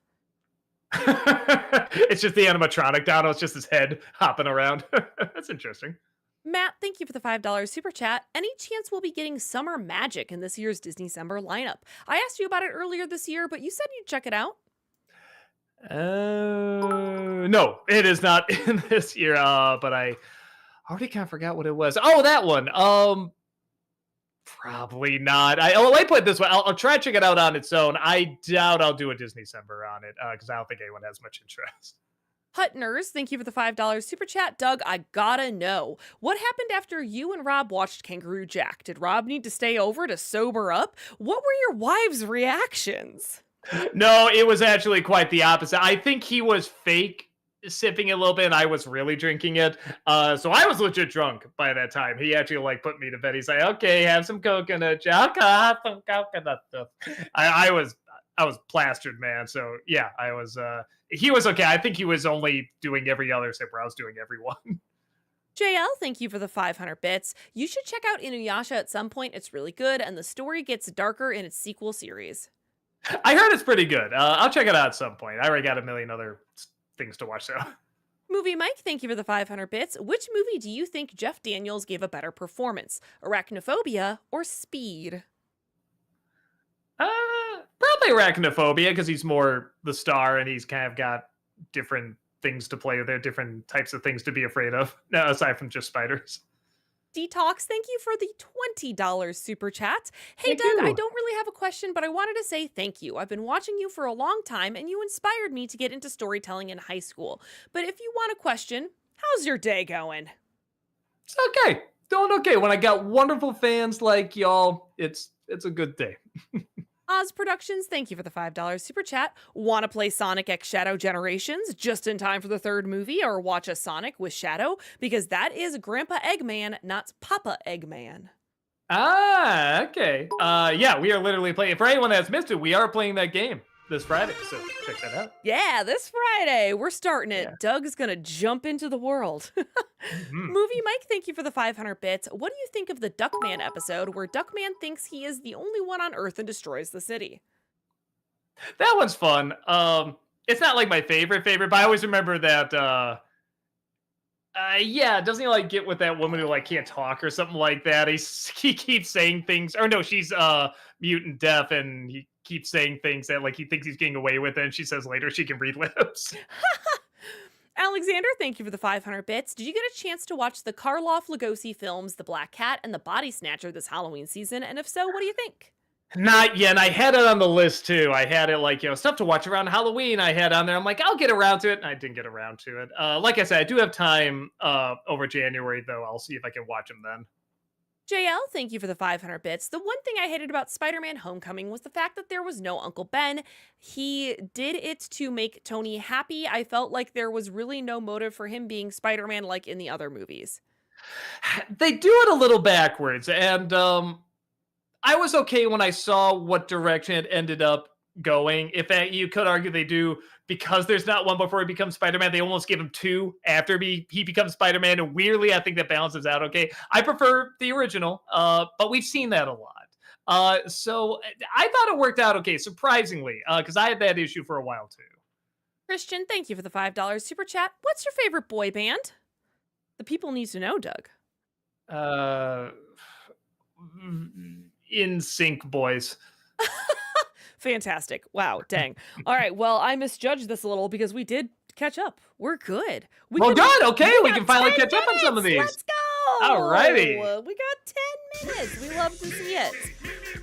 Power Gamer over on Twitch says, what would both of you say is your biggest regret for a movie you didn't see in theaters? For me, it's the Lego movie and Everything Everywhere All at Once. Yeah, Lego movie is pretty good.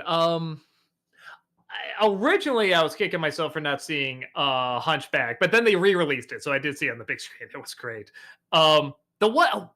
Migration, is that the one you said, Heather, about the flying birds? Yeah, that one was really pretty. good. Yeah, like that's one where it's like I'm sure the film was just fine, but I'm like, man, I bet that looked good, like on IMAX. It looked good. I never saw the new Dune in theaters, and I feel like I missed out. That and Mad Max Fury Road I did not see in theaters, and I felt like I missed out. I regret not seeing those in theaters, you know? Brian over on YouTube asks, can we get a hint for next week's NC? What is next week's NC? You just remind me of something. I have to actually watch. Wait, did I watch? I did. Yeah, I got to watch through this week's NC. I forgot to do that. I usually because it's edited, it's done, but I usually sit down and like watch it, and I didn't get a chance to today. I'm like, thank you for the reminder. It is based on a video game, and it is very, very recent. Very, very, very recent. Kale's Tales, thank you for the $2 super chat. Doug, who was your favorite narrator / voice actor growing up? Probably Rob Paulson was the one I remember actively recognizing this voice. And I was like, who is this? I know this voice kind of thing. And it is cool thinking years later, like now I've talked with him and done stuff with him and stuff. I like seeing a lot of stuff. So yeah, it was really cool. King Croker, thank you for the 54-month subscription over on Twitch. Welcome back, appreciate that. What's a surprising lesson you learned while working on a project that didn't go as planned, but ended up changing how you approach things now? I That's a good question. Yeah, I think early on when I would shoot stuff, I was way too optimistic with how time would go. I planned out everything like nothing would go wrong, which is not a good thing to do. No. So now, however long I think something is going to take, I double it. So if something does go wrong, you're prepared. And if it doesn't, you finish early. Great. So that was a big one for me. Matt Norton, thank you for the $5 super chat. Did it feel to you like the movie Logan was ripping off The Last of Us? Um, No, because we've seen tropes like that before, long before Last of Us, and I think it's just kind of a send up to those classic. Yeah, if anything, I think it's more trying to take from classic westerns that also sometimes had a similar setup, like with True Grit and stuff like that. So yeah, I think more classic westerns than Last of Us, which I also think Last of Us is taking from. JL, thank you for the 500 bits. What's your favorite scene in Spider-Man Tom Holland trilogy, and what's your worst scene in Tom Holland trilogy? Worst scene. I really didn't like the scene in the second one where is it Mysterio or Mysterion? I always forget. When he's in the bar and they're explaining the whole plan, it was just so forced. And then that scene, man, I really like when he's got the glider. Again, I'm trying to go too much to spoil it, but when he's got the glider, he's gonna stab, the Green Goblin, and the other Spider-Man stops him. Honestly, I think my favorite thing is just seeing Willem Dafoe as the Green Goblin without the damn mask. That made a huge difference to me. Monkey D. Landon, thank you for the $5 super chat. Hey guys, hope you're all good. Commercials! Commercials! Can't wait. Also, can't wait for Friday. You're gonna love the game. Yeah, no, I'm excited. I haven't played a Sonic game since I think like Dreamcast, so it's gonna be it'll be fun. Spooky Elephant over on Twitch says, Heather, have you heard? Our boy Pesto is losing his fluff and is growing in his adult feathers. I have, and you know what? It's sad, but it's the circle of life. All children must grow, and so we must accept that Pesto will be an adult soon. Even though I know, gosh, it's so sad. No. Frank Furt over on YouTube says, what other Aardman productions do you like? Mine is definitely Wallace and Gromit and its spin-off, Shaun the Sheep. I think Arthur Christmas is Aardman, isn't it? I could be wrong. I do like Shaun the Sheep actually quite a bit, and then that Pirates movie was also really fun. ADHD on YouTube says, could you review the Black Rifle coffee commercials? They are over the top patriotic. No, I haven't seen those. I'll try to check them out. JL, thank you for the 500 bits. Your commercial specials really cheered me up during depression from pole position and dog commercial. So thank you to that. Hope you guys have a good night. Thanks, you too. Ramirez over on Twitch wants to know, did either of you cry after seeing Logan? No, and I hate saying that. You know what it is? I think I love obviously the Wolverine character, but I think Wolverine in the movies he's good. I love Hugh Jackman playing him, but if I grew up with him, maybe I would have. But I think I started seeing the movies like when I was in college, so I didn't have quite as big a connection as everyone else who like grew up watching those movies. But it was still very well done. I think it was still very well handled. Christopher Schumacher over on YouTube asks, will you do a Nostalgia Critic review of Moana in honor of the sequel coming out this month? No, because I already got the next reviews planned, and then we go into the Christmas reviews after that. So yeah, just timing's not going to add up. I will review Moana too when it comes out. Elite over on Twitch says, hi Doug and Heather, I just wanted to say thanks to you both for being this is making me feel good, a pure beacon of joy in my life. Keep up the hard work. Well, thank you. Keep saying the pure beacon of joy things. Because you just saying that also makes you a pure beacon of joy. So thank you so much. JL, thank you for the 500 bits. Why don't you think they ever get the symbiote storyline right in the Spider-Man movies? I don't know. I guess they just... I mean, in Spider-Man 3, they're trying to do too much. I think that's a big chunk of it. In the Venom movies, I think they just didn't...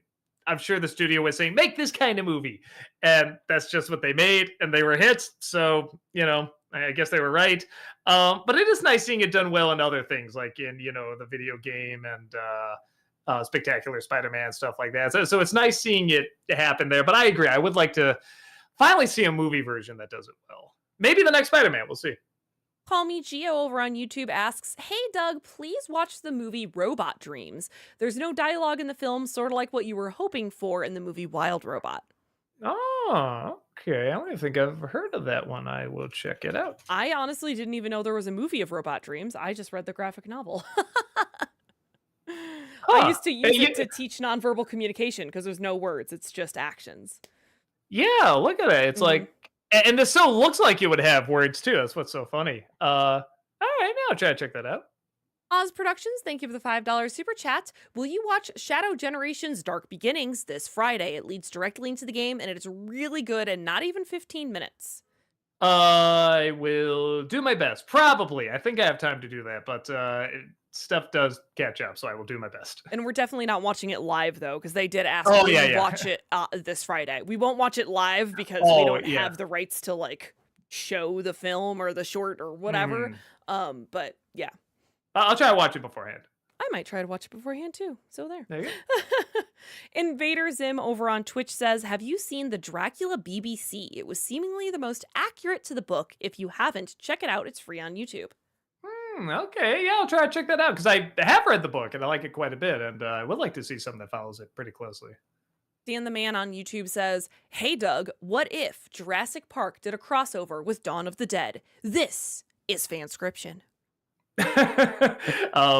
Make it happen because we probably won't.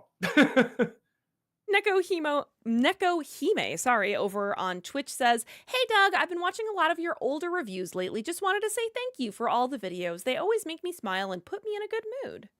That's so kind of you to say. Thank you so much. That put me in a good mood. Yeah, right? That's nice. Aquatic Panther over on YouTube asks, what's your least favorite Looney Tunes cartoon? Least favorite? I guess I didn't really care for... I mean, these aren't the worst or anything, but I never really cared for the cartoons where Sylvester has the giant kangaroo that he thinks is a mouse. Yeah, those just never got a laugh out of me. JL, thank you for the 500 bits. What's your favorite scene in Hook and least favorite scene in Hook? Favorite scene, I like him getting his memory back in the tree there and thinking back. I thought that was really, really cool. Least favorite scene, man, I don't know. It just... one of the weird lines from like the littlest kids, like the one who always talks like this, Pan my man. Like that was always so weird. I don't know why the kid talked that way. Zacharias McCool over on YouTube says, do you have a favorite book that you would like to see an adaptation of? For me, it would be Hard Boiled Wonderland and the End of the World, or Aberrat. Sorry. I don't know. There's been several adaptations too, and they're actually in some respect kind of similar. There's been a lot of adaptations of the Jungle Book and Animal Farm, but not one that like really worked as being super faithful and really intriguing, like sucking you in kind of thing. I'd like to see someone really do something like that, like really capture the source material, but also capture why it's intriguing. Because I know Andy Serkis tried with Jungle Book, and he got a lot of technicals down, but didn't have any of the soul to it. So I like to see someone really turn out something good with that. And this is going to have to be the last one here. JL, thank you for the 500 bits. I also thought it was weird he was kissing mermaids when he was married man in Hook. Well, they were kissing him. They were technically giving him air. So that's the workaround. I think it's weird. Yeah, I was going to say it's weirder that I think Tinkerbell kissed it. Nah, just not weird, but because he's like out of his mind there and stuff like that. But yeah, it's a little weird. But it's also kind of part of it too, because he's supposed to be growing up and he's supposed to like kind of be lost and confused and stuff like that. So it's like there's a little wiggle room at all that. Like I think it gets by just enough. All right, and that'll do it for us today, everyone. Thank you so much for joining us here. We appreciate you as usual. Please remember we do have content on Twitch 5 days a week. Malcolm's going to be here tomorrow hanging out playing video games, and then come on back on Friday nights for both YouTube and Twitch because Doug is going to be starting Sonic X Shadow Generations, which I have not played either. So it'll be like Epic Mickey, a new experience for both of us, Doug. It'll be fun. It's gonna be a cool thing. We're gonna try and watch that short beforehand too. So I guess to get some context before we go into it. All right, great. Have a good night, everyone. We will see y'all later. Goodbye.